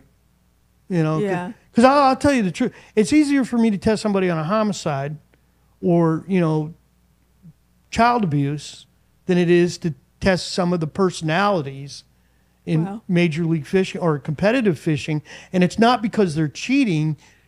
It's they're so being on the water, high strung, money's on the line, bank accounts low. Yeah. They've been traveling for 2-3 weeks, families at home. Yeah. Yeah. Wow. They lie for a living. Like bass fishermen lie for a living. How big was that fish? 4-pounder. There was no pictures taken, so it's a 6-pounder. I don't think bass. They fib. Naturally, they do though. Well, I think there might be, there might be embellishment. I mean, I might embellish at telling a good story, but I will tell you my impression of the guys that I dealt with. The Solid humans. Just great, great people. Yeah. Is it hard to deal with knowing how many good people there are, watching how they're saying, how are these few other people getting away with all this? Yeah, because they feel like the deck's stacked against them. How do I get that. I'm not in the right club. Yeah. Right. Mm-hmm. Which I was very resistant. I was very resistant because I didn't really think there was a club. Yeah. Right. You thought everyone was on the same. Yeah, because based on what I had been told, based on what I had been seeing, and look, as a police officer, I learned early on that if you're worried, does the guy get convicted? Did he get the sentence that he deserved? You're going to drive yourself nuts. You just worry that you make sure you did it. You did everything you could, for that victim. That and I've seen times in cases where things went south in law enforcement, in which somebody got too emotionally involved.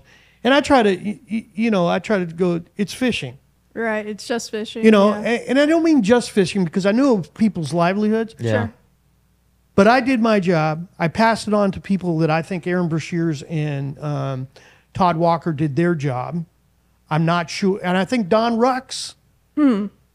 Probably didn't do his job. I don't know. He was... what about this? Everyone knows about the Sprague situation. Was there a polygraph involved there? Because that's all public that he got penalized. Yeah. So. Well, I won't say whether or not there was a polygraph. That might have been one of those situations which I'm going, oh, yeah. There's video. Right. What is it that you want me to polygraph? Right. Sure, yeah.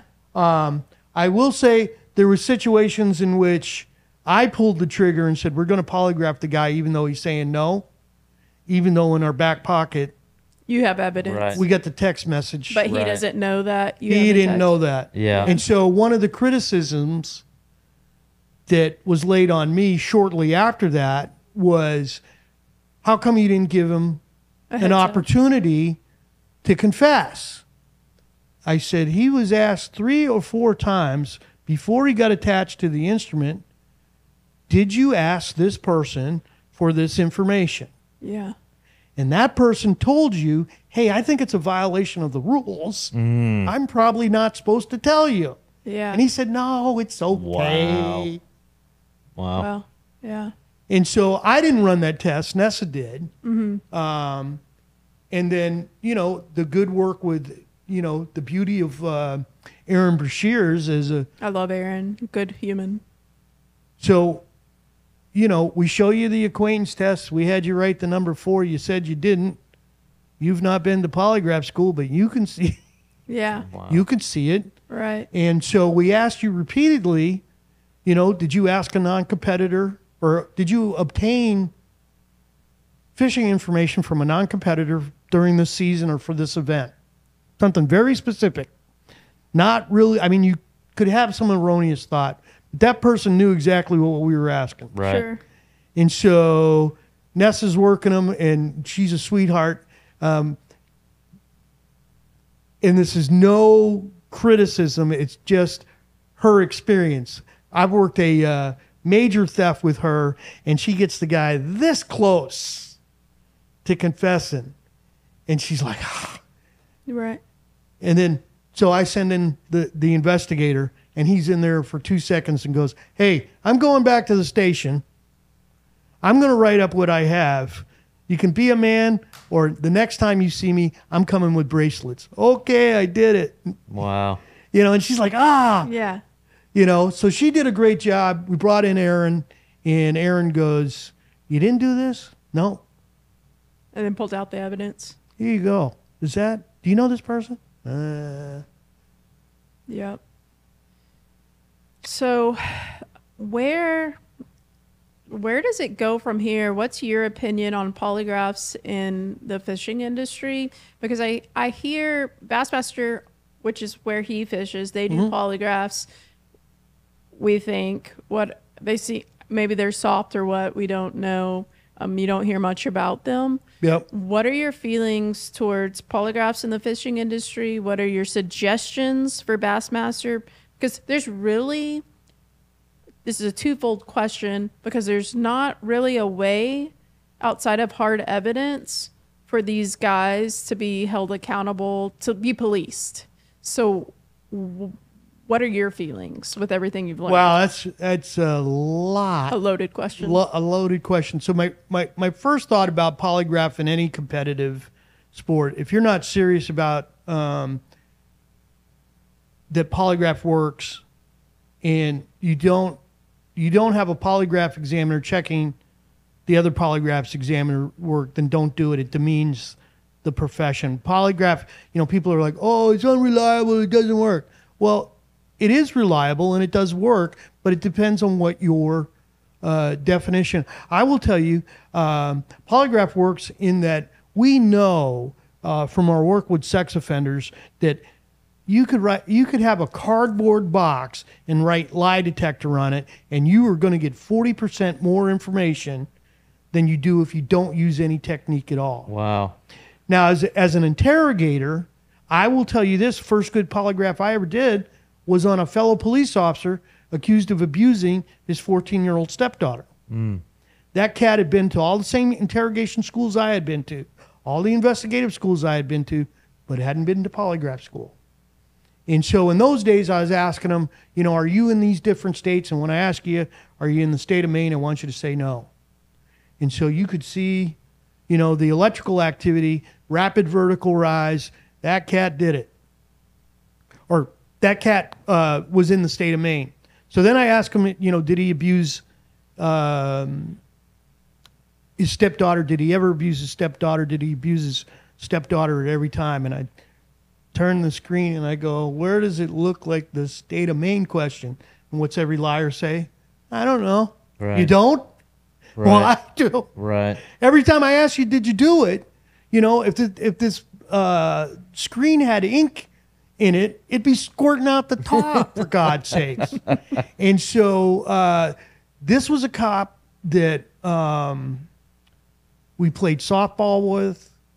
He was a church lay reader. Wow. He was a guy we drank with. And when I started my polygraph, in my office, we have a monitoring room, so you can see and hear what I'm doing. And when we started, there was 8 people in there. By the time I got done with this cat and he admitted to it, there was one guy left, my supervisor, and said, "You just broke a lot of hearts." Wow. And enjoy the locker room. Wow. Wow. So, yeah. Wow. So I learned this thing recently from Jordan Peterson when you talk about learning, telling Jordan. the truth and stand up. If you want an adventurous life, tell the truth like there's no consequences. I know. It gets you in a lot of trouble too. I yeah. feel like I'm that. And sometimes you're like, ugh, is it worth it? Yeah. And I say this about my criminal defense work, especially with these clients that they're like, I didn't do that. Well, you're not telling me everything. I can't work harder than the client. Yeah. I don't have to fail people. You got to pass. Right. Excuse me. That's good. Yeah. Yeah. You got to do well in this thing, or you're not fishing, or you don't get the job. You don't get the job, or you're going to prison. Right. Right. So, yeah. So what are your thoughts with the fishing? Like, if you tell Bassmaster, I would say right now because I feel somewhat betrayed. I was told one thing, Right. and then I hear through good sources that it's something else. Polygraph should step away from unless it's being done properly, unless the results are, even with like police chiefs and sheriffs, there is an over-reliance on what that polygraph, did he pass or did he fail? Well, it doesn't work that way.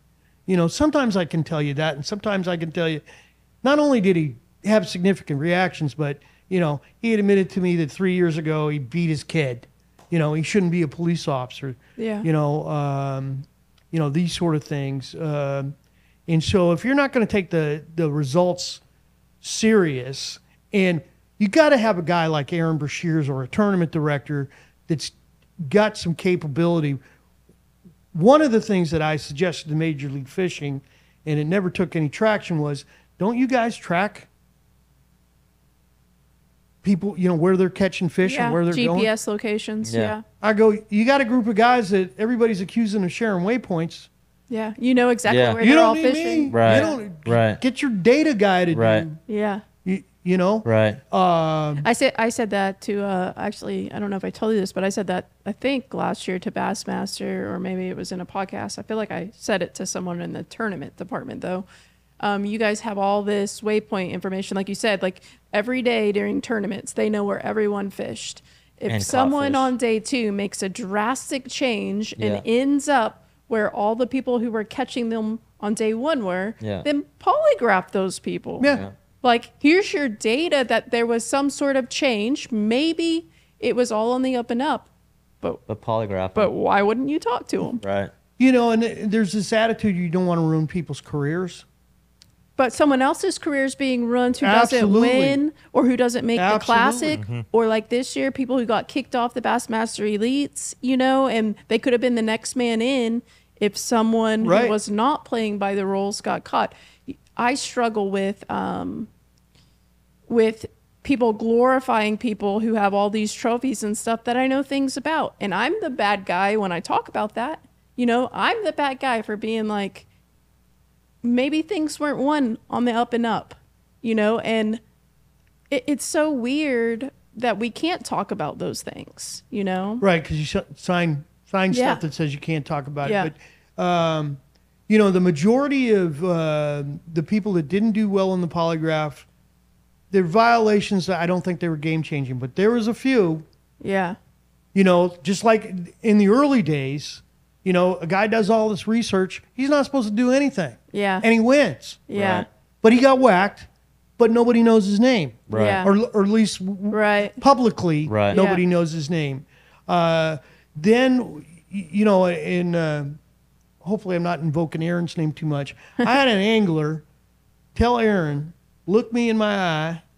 I swear on my various family members, I'm telling you the truth. I'm going to be rude for a minute. And I go, you are full of it. Yeah. Yeah. And he goes, how do you know I'm full of it? I don't need to help you better your lie.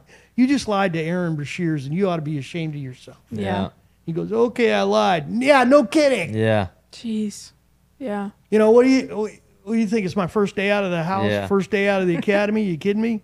Yeah. It's fishing. You're making and I think, you know, one of the things with Major League Fishing is they crushed the viewership. Mm-hmm. They were a success. Mm-hmm. They were doing things right. They had good people in good places doing things right. And I just watched this slow change when they went to Bass Pro Tour. BPT. Yeah, I just kind of like, Yeah. Do you know the background on all that whole split and everything? You know, I mean, Probably not. He's not really 50, a big bass fisherman. Yeah, So. 50, 60 anglers from the Bassmaster Elite Series. They peeled off and followed, call them sheep or whatever. They followed some of the owners, you know. So I was aware of some of it. I don't know. I knew all the details. Some say there was a vendetta against bass, and that's when. So the like organization that he fishes for, they were all there together, and basically 60 of them pilled out of the 100-man field, left 40 guys there. Chris and a few guys said they didn't want to go, who got invites. Those 60 people started the Bass Pro Tour. That's when it all kind of scaled up in 2019. Right. So there was some animosity between the two groups, but that's how it all kind of became. You watched Major League Fishing and what it was good at kind of change into a different format and kind of replicate the elites. And that's probably so I didn't know about the replication, but I did know that there was some animosity between them. big time, big time, which is too bad. You know, like I'll be in, silly arguments with competitors up in Maine, about, people that have similar business that I do. And I go, you don't think there's enough criminals and child molesters and attorneys? We could have 100 of us and still have plenty to eat. Yeah. So, play nice, and stop undercutting somebody because, but to me, my one, if I had a do-over, I probably would have been a little bit more stringent in going, this don't ruin people's career is going to come back and bite you. Yeah. Yeah, that's you brought that up earlier. That's my thing, because like some people, like you said, don't cast a check because someone who's not playing by the rules, or don't win or whatever. And then there's people not playing by the rules that are building a really nice career off of things that shouldn't have maybe happened. Yeah, well, what goes around comes around. Yeah, true. It's just because you talk to some people and they're just defeated. They're like, I play by the rules. I try and do it right. And nothing's ever going to happen to the ones who aren't. I think we need to go back to a pure, or at least Major League Fishing. No research, no reconnaissance. No practice. Sorry. Everything seemed to be you had some people every now and then, but for the most part. Yeah, but you might have back in the day, 1 out of 36 that did something 3 years earlier. What about once BPT started, how many a tournament would you say? There was the good, honest people. I was kind of like, what am I doing here? Because everybody's doing well. Yeah. You knew who the good ones were. Yeah, and they know who the good ones were. And I'm not kidding you.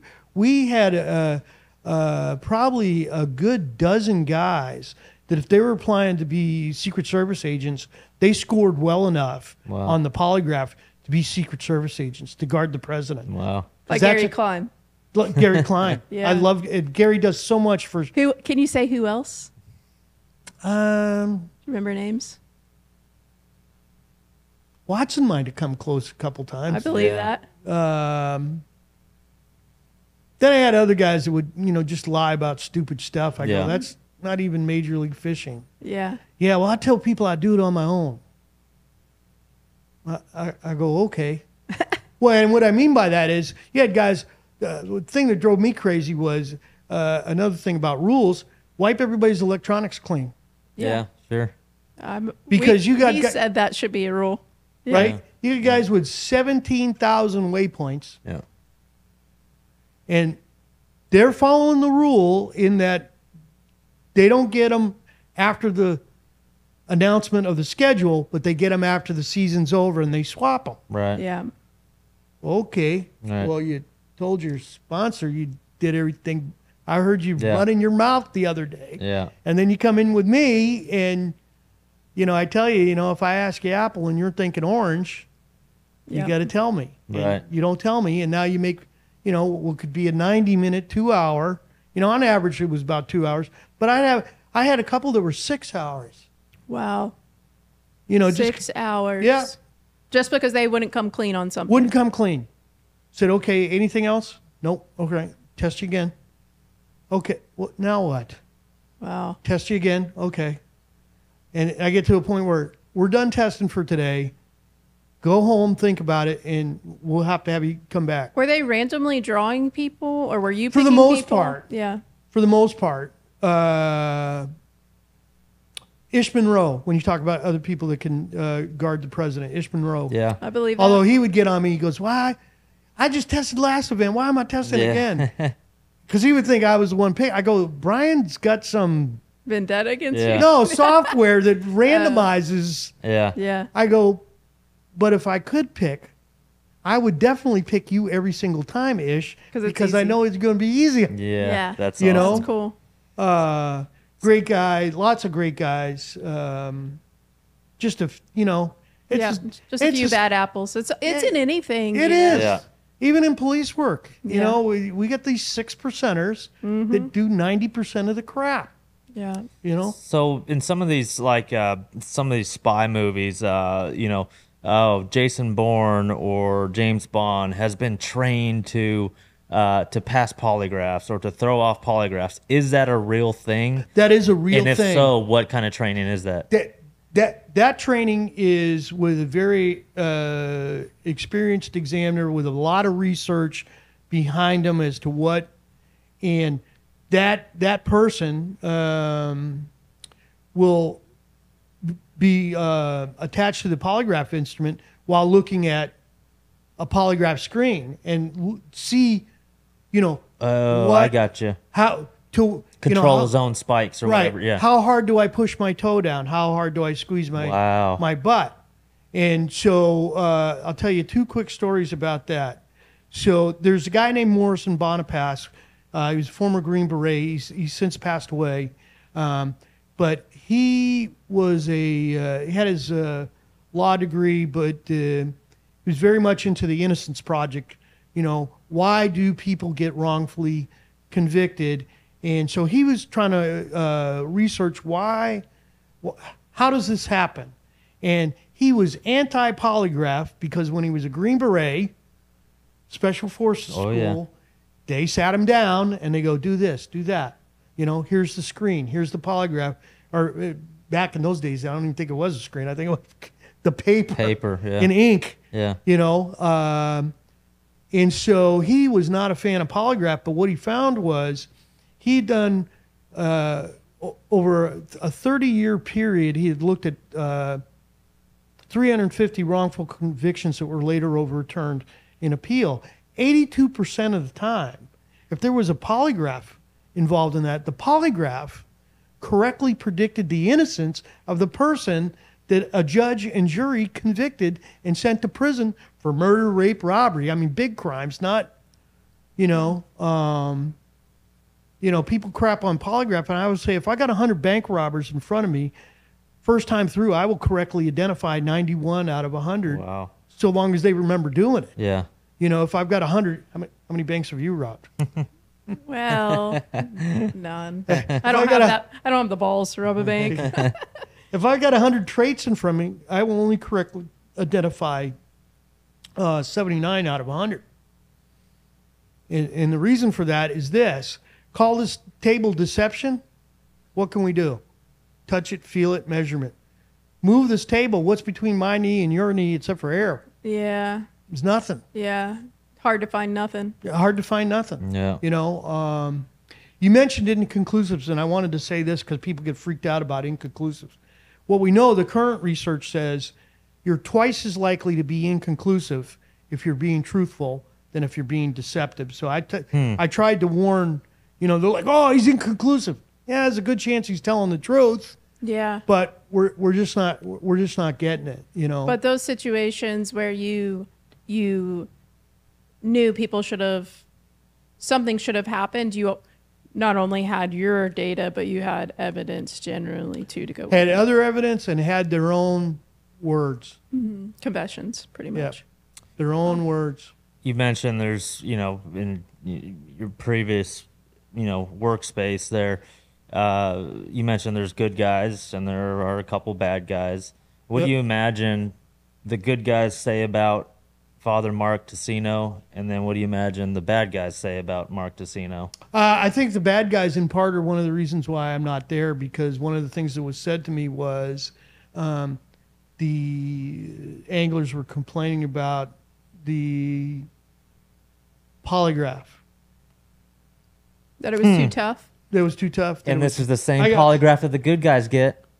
Yeah. I don't know how to do polygraph. Yeah. This is the same polygraph that you would take to guard the president, and people can go, well, that's a little too hard. No, there's different formats, but the approaches are the exact same. Same polygraph deception is deception. The same polygraph that Ish Monroe, Brent Ayler, James Watson takes, Gary Klein's exact same thing. Yeah, exact same thing. No complaints over there. No, except it took too long. I'm like, I like talking to you. I do have another question, but I got a feeling you're going to say, nope, not talking about it. Can you talk about an incident at Lake Champlain? Do you remember an incident at Lake Champlain? I can't talk about it. Yeah. All right. Fair enough. Fair enough. That one just popped up into my head. You'll have to post that one on Twitter. I really appreciate you coming because there's a lot. I know, like anytime I talk polygraphs on social media, a ton of the comments are, you can't do polygraphs and run someone's career. They're just not, they're not trustworthy is not the right word. I can't think of the right Reliable. word. Reliable. Yeah. And that's constantly the number one comment. And after talking to you, I feel like they're a lot more reliable than the public knows. In the right hands. In the right hands. Yeah. In the right, if properly administered. There's been an evolution of research in polygraph. The original research was commissioned by the Department of Defense with the National Academy of Science, and the reason for that is we had guys in the FBI that were taking polygraphs constantly. We had guys in naval intelligence or the very sophisticated connection with submarines that were taking polygraphs and supposedly passing them. Wow. And so I will say this about polygraph, a properly validated and we have a short list of what validated techniques are, and we have a list of standards. If you follow that, it's very hard to beat the polygraph. Now, percentage-wise, you run enough. You got errors in any test, colon guard, different tests for cancer, all have error rates. COVID test, 14%. Wow. I will tell you, doing polygraph properly is probably less than 5%. Wow. Yeah. Yeah. So, I lost. Just people online saying they're not reliable. Yeah, you don't really beat the polygraph. You beat the polygraph examiner. And it's stunning what we know now in 2000. The conference I last went to was a bunch of feds, bunch of researchers. The number one counting measure in polygraph is not squeezing your butt. Yeah. It's not biting the side of your mouth. It's not thinking about a time that you got in a bad car accident. It's get the polygraph examiner to like you. Really? It's all rapport. Be a narcissist. Right? Right? I believe Wow. Speaking of narcissists, why is it we think there's some research out there, I don't know that I have the exact number, but everybody goes sociopath, psychopath can pass a polygraph because they don't have any emotion. Well, when I started in 98, I was taught that too. Right. But, 2006, guess who a lot of spies are? What personality traits they have? Right. Guess who's dumped a lot of money into this stuff? And while they don't have a lot of emotion for you and I and can run us over and keep on driving and have a sandwich. They do inside. Yeah. They really are narcissistic and care very much about themselves. Yeah. And that would hold some weight if polygraph was just an emotion meter. And emotionality is part of it. I've certainly learned that polygraphing parents that are accused of killing their own children, when somebody says, I'd like you to polygraph them within the same week, and I go, there hasn't been a funeral yet, and we haven't processed this. But memory is the number one thing that causes people to have reactions in polygraph. And I'll give you one quick example if you don't mind. Yeah. So I only got to do this once out of 25 years. It's called a concealed knowledge test, in which, unlike the tests that we run for police pre-employment, in criminal tests, in phishing, those are comparative. We ask you something that you're telling the truth to. We tell you to answer differently. Think of a time that you lied and say no, that you've never lied, and then we ask you the issue. That's a comparison question technique. Concealed knowledge it's like playing Clue. You say you don't know what's in the packet. So in an arson case, the guy says, I didn't start the fire. I didn't pay anybody to start the fire. The arson investigator, real sneaky, didn't tell me how he thought the fire started. I'm like, perfect. So I've got the real estate pictures of before the fire when the guy was trying to sell his house. And I show him a picture of the garage. And there's a little bump because the brain's going, is that important? Is it not important? Do I recognize it? Do I not recognize it? Show them breezeway, little bump. Show them the kitchen, little bump. Show them the basement. Houston, we have liftoff. Show them the bedroom. Show them the living room. Back down to a little bump. Mix those pictures up, and I don't care in what order I put underneath the basement, because the fire started underneath the basement stairs. Every time he looks at that, he's erupting. Wow. He's not saying anything. Wow. He's just looking at pictures. How about that? Yeah, and I mean, it's an amazing tool. Wow. What else? Father Marks, let's say you wake up tomorrow, okay? You're a awesome polygrapher, former detective. Say you wake up tomorrow and boom, all of a sudden you have become the Major League Fishing head tournament director. Seeing some of the things you've seen in your past life as a polygrapher, do you think X amount of dollar fine is a stiff enough penalty for the things you've seen? And if not, what do you think would be the appropriate penalty to some of these anglers and some of the things you've seen? I do not think a fine is stiff enough. I mean, in some cases it might be, but what I think people do better when they worry about what their peers think. Right. And so in my head, and I'd kind of suggested this way back, that Aaron and I kind of be the prosecutor and the lead investigator, and we present evidence to a board of anglers. And, fair. you know, 12 anglers. Yep. Use no names. Yep. Here's what we got. Yep. What's the penalty? What, you know, sanction or don't sanction. Right. Yep. And then if you want to appeal this thing, instead of going to management and appealing it, you go to the full body and you explain to the full To your body. peers. Well, it should be just like court, right? Right, Yep. kind of, yeah. Yeah. You're Hard to seeing- Skin in the manage. game. Those people have skin in that game. Yeah. Right. I agree. Are you okay with them? I'm not okay. I wish polygraphs were public. I have an issue with them not being public. They don't have to tell me all the questions, but I would love Bassmaster to say Chris Zaldain was polygraphed. There was deception found. They do that in emails now at Bassmaster. You But made that public. to what degree? I don't know. You made that public. That stuff would stop. Maybe. I've got mixed feelings about it because people, you know, people don't understand polygraph. Yeah. They think it's Hopefully they do now after Yeah. this podcast. Yeah, but if they're getting information at the gas station, that's an automatic DQ in our sport. Yep. If Yeah. they're acting on it. If they're Right. getting waypoints, locations, getting information from an angler they're not supposed to, that's Absolutely. an automatic DQ in our sport. So it seems like nothing to outside our sport. It's huge inside our sport.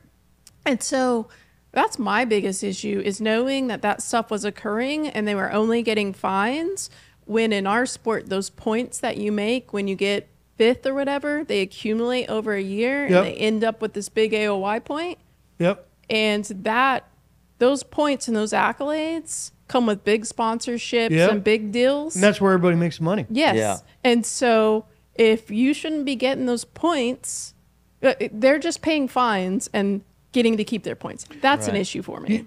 So what I want to stress is no one in Major League Fishing, to my knowledge, was ever sanctioned simply because they had an unsuccessful polygraph. No one. Yeah. Mm-hmm. No one. In fact, we probably walked away from a couple that we just couldn't get a good polygraph. They were inconclusive. Right. You know. But they and were just finding people, though. to my knowledge. Yeah, well, I can tell you that the public, we never knew anything happened. There was never a change in finish or anything. But ever. I had recommended outside of Sprague. I had recommended And Sheffield. as time went on. This is after the Bass Pro Tour, when I started to feel like we were getting away from our roots. We said pure version, competition, no information, and you know I had probably hard for you to polygraph too when it turned into all those rules and stuff. Huh? Yeah. I mean, I said too many convoluted rules, and you know it's two issues. You either got specific location information from anyone, or you got fishing information from a non-competitor. Yeah. It's that simple. Right. And I'd sat down with the representatives. Aaron sat down with the representatives, and we tried to, and we couldn't hash it out. But at least a half dozen times I recommended punishment or sanction. And one of the biggest ones, hey, I'm a polygraph examiner. I get lied to all the time. I don't care. Right. I don't.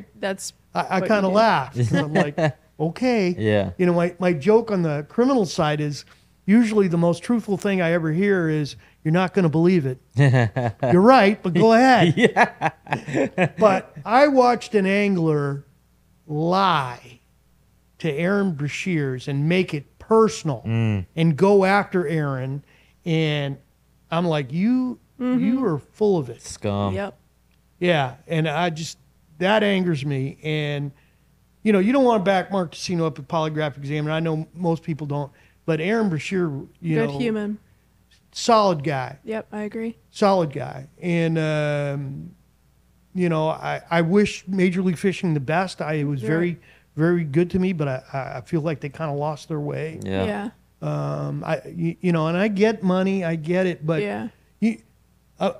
you know, F. Lee Bailey back in the day had a show called Lie Detector, in which they'd polygraph a guy, and then they had three polygraph examiners look at the charts, and they'd all weigh in truthful or deception. Oh, nice. You know, and it was hilarious. And you know who F. Lee Bailey is, because I know you guys are young. I actually don't. Sorry.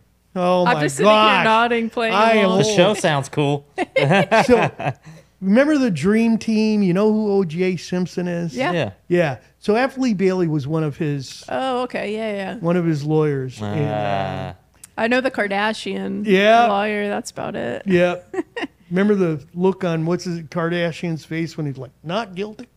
Yeah. How awesome. How in the world? So, buddy of mine, Jack Consigli, tests a murder case that's national news. And the guy is very high profile. He doesn't want to go through a divorce, so he sneaks back into the wife's house and chops her up in the parking garage, or in the garage, and then tosses her body out in trash bags. And so F. Lee Bailey comes to me and he goes, hey, Jack did a test. And I go, okay. He goes, I disagree. The guy's got an airtight alibi. I want you to look at it. And I go, hey, I don't feel worthy. Jack is one of the best in the country. I'm good. He's great. He goes, yeah, I know, but I trust you. I want you to look at it and tell me what you think. And so I look at it and I go, hey, it's not as bad as OJ. And he goes, what do you mean? I go, well, OJ was minus 24. This cat's only minus 23. Wow. And in this type of test, -5, -6 is bad. -23, -24 is like Guilty. What was the worst you saw in fishing? Do you remember? the worst I saw in fishing was, and this was a joint investigation in which somebody wasn't doing well, said, you know, I did call my friend and ask him, you know, what color he would use when they were bedding. And so it was a particular region of the country that we were fishing in. And I go, well, you didn't call your buddy in Guam. Right. You know, who's Yeah. a fisherman. Right. And he's like, yeah. And then we find out lent a boat to somebody, came in and told me, yeah, I didn't use that boat for competition. I go, okay. No, you didn't use that boat. You took the electronics off that boat. Mm-hmm. It's for the waypoints, for the For locations. the waypoints. And you told me you deleted all the waypoints that you felt were important, all the betting waypoints. I go, okay. All right. Doesn't do well. Mm. And thus, Yep. this new examiner Wow. that I haven't done homicides with a fraction of the information that polygraph examiner had before going in there. And he knew that I said this guy did not delete all the waypoints, and that's what the test was. Wow. And that was Biff's minus 18 and everybody else's minus. That was the worst one. Worst one. Wow. Yeah, worst one. And then one of the early worst ones. Did the guy win that derby? I know what derby. One of the I was stunned early on, you know, at an event where the guy who I'm like, aren't you really good? What are you doing? Yeah. That admits to Right. you know, checking out with all these marine biologists and, you know, getting, you know, mapping out all these lakes. And I'm like, why would you do that? Yeah. Yeah. It would have been better if you lost. Now you're, Yeah. you know, you didn't need to do that. And I think that's another thing too that I see. I see guys that are doing things that they just be honest. You don't need to do it.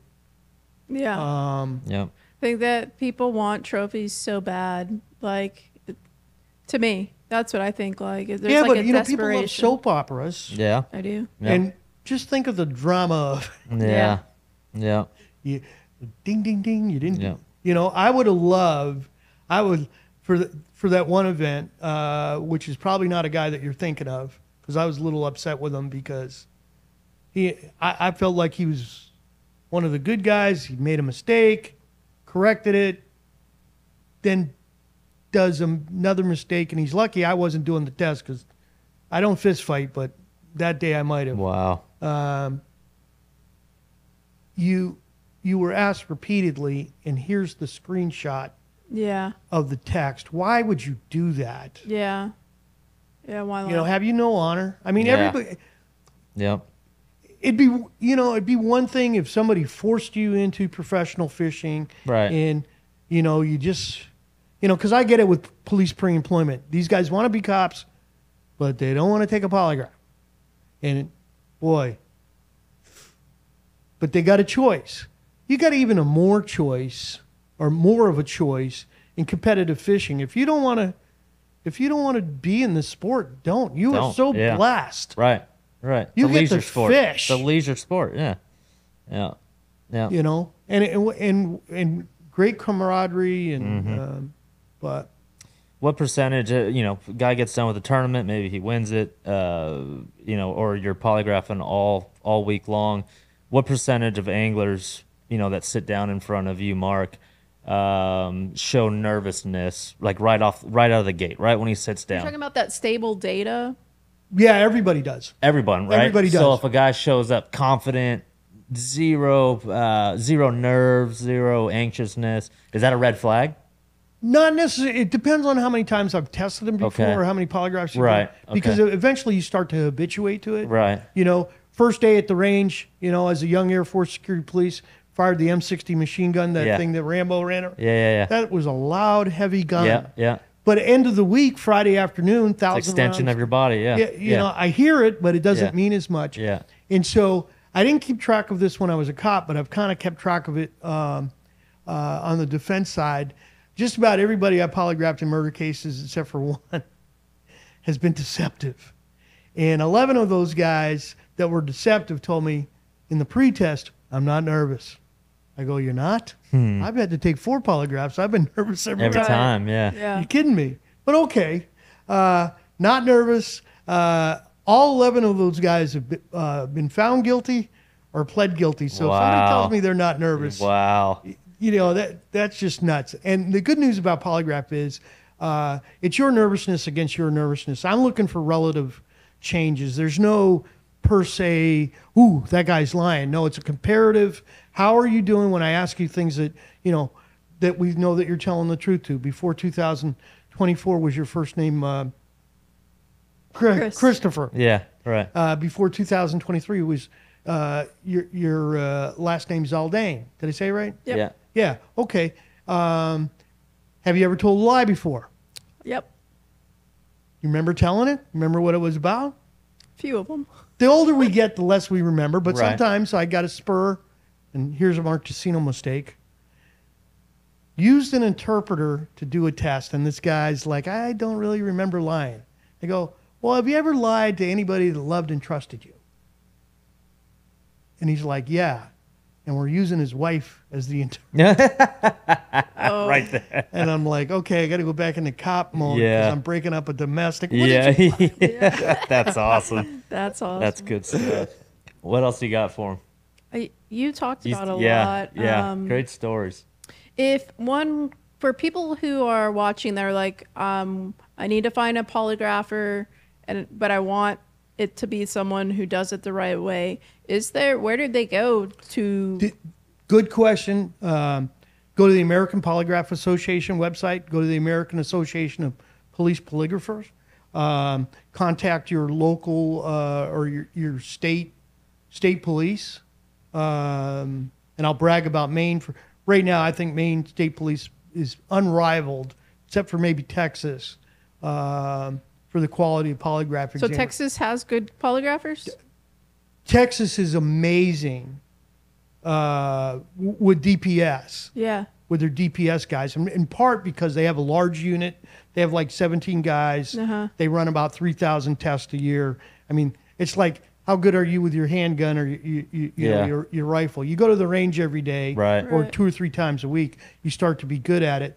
And Texas DPS, along with I think San Diego County, has driven some of the changes in the presumptive testing. And I know I'm being kind of wonky, but same things to help guys pass the test. We would use visual aids to help them to remember when I ask you this question that you're supposed to say no to. I need you to say no to it, and it's helpful for you to think of a time that you did what the question is asking you about.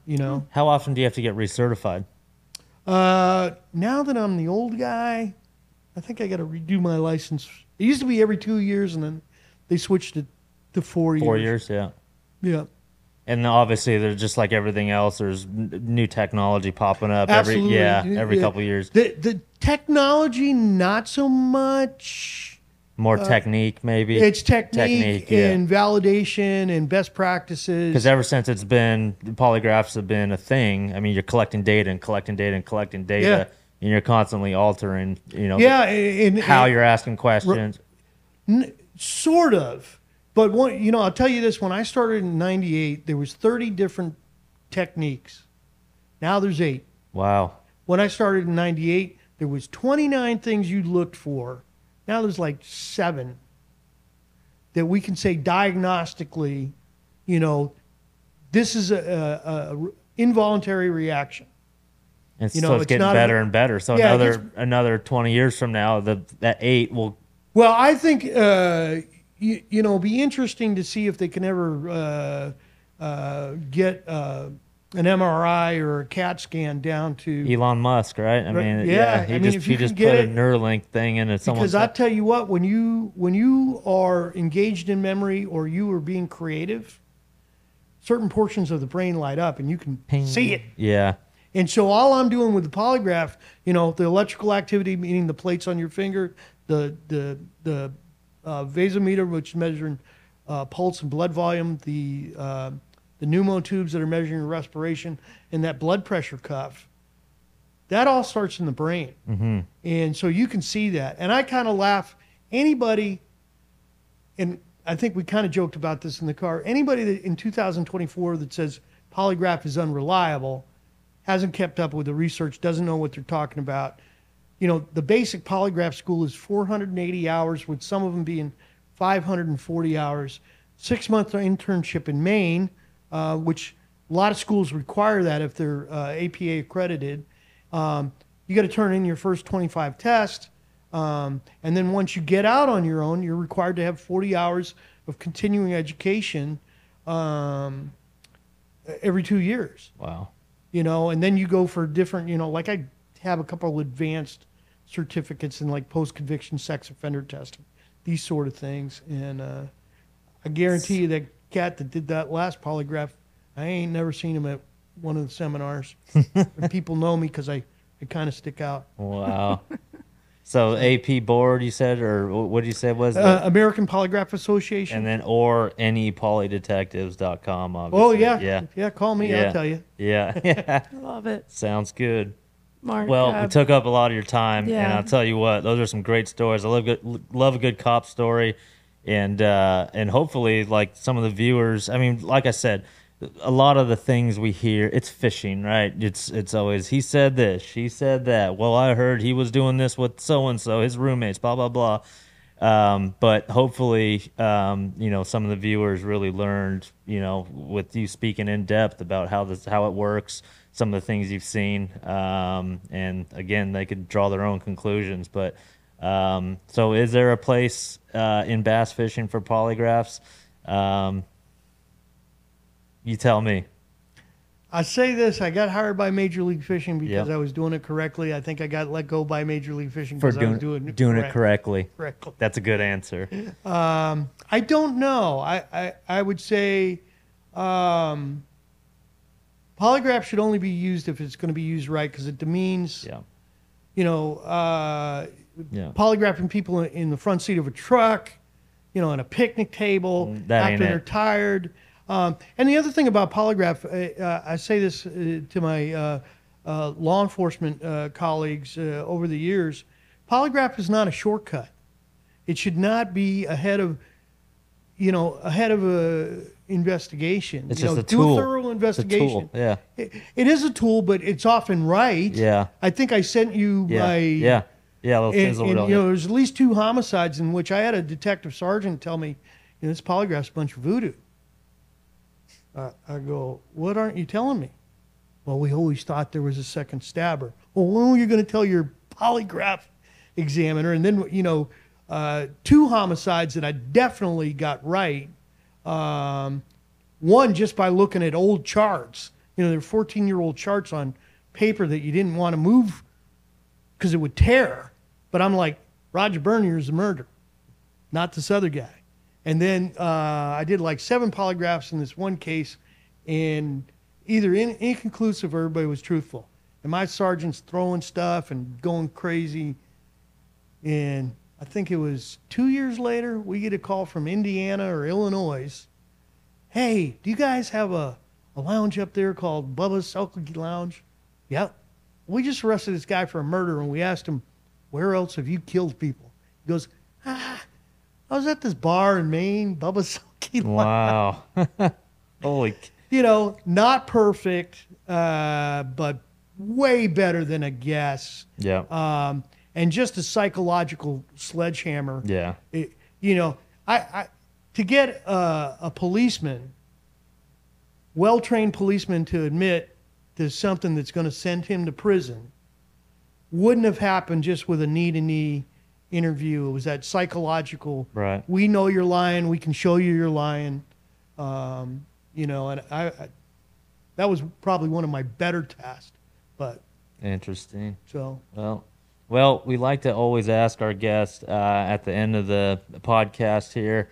I mean, heck, hey, you got a lot of life experience. I mean, you've sat nose to nose with murderers, child abusers, you name it. You got three boys who are all former Marines. That's awesome. You've been around. 2 Marines. I got it. 2 Marines. 2 Marines, 1 Air Force kid. Awesome. That's legit. And you've been around. And you Yeah, remind and me one remind me of like a mob boss, because you talk with your fingers like this. Like, you remind me Forget about it. Yeah, exactly. But can you give our viewers and listeners some general life advice? I mean, like I said, you've done it all. Give them, whether they're fishermen, aspiring polygraphers, give them some life advice as we part ways. Oh, I'm still a work in progress. Yeah. I say that I tell people I try to incorporate some life stories into when I'm trying to build rapport. And, you know, a lot of times I'll tell people, hey, you made a mistake. You know, when I was a young policeman, I chased motorcycles. Yeah. Stupid. As an old policeman, I'm like, I'll see you at the scene of the accident. Yeah. That's You know, as a young policeman, I was like running Getting into bar after it. fights. Oh, yeah. As an old policeman, I'm like, let them wear themselves out a little Yeah. bit, and we'll call an ambulance for whoever needs one. And, That's good you know, stuff. get out with a dustpan. And, but I really, you know, that Jordan Peterson line about, you know, you want to live a life of adventure, tell the truth like there's no consequences. Yeah, And, that's good. you know, many times in my life, you know, I've got I've got lawyers that won't use me because they're like, you're too honest. Too honest. Yeah. I'm like, good. I don't want to work with you. You know, and I work with some amazing lawyers that are doing all the correct things because innocent people do go to jail. Yeah. Look before you leap. Yeah. That's good stuff. Slow is fast. That's good stuff. Those kind of things. So. Well, Mark, we appreciate your time. Well, I appreciate your appreciation. That podcast flew by. And again, if you're in the market, hey, maybe you're running a tournament organization, NE Poly Detectives, Mark is your guy. He is absolutely the best. I don't think Mark wants to do fishing polygraphs anymore. That doesn't sound I'm like getting towards the end of it, but I certainly can consult and point people in the sounds good. Right direction. So. Well, Mark, thank you very much for your time, and maybe we'll go around too. Thank you. Thank you very much.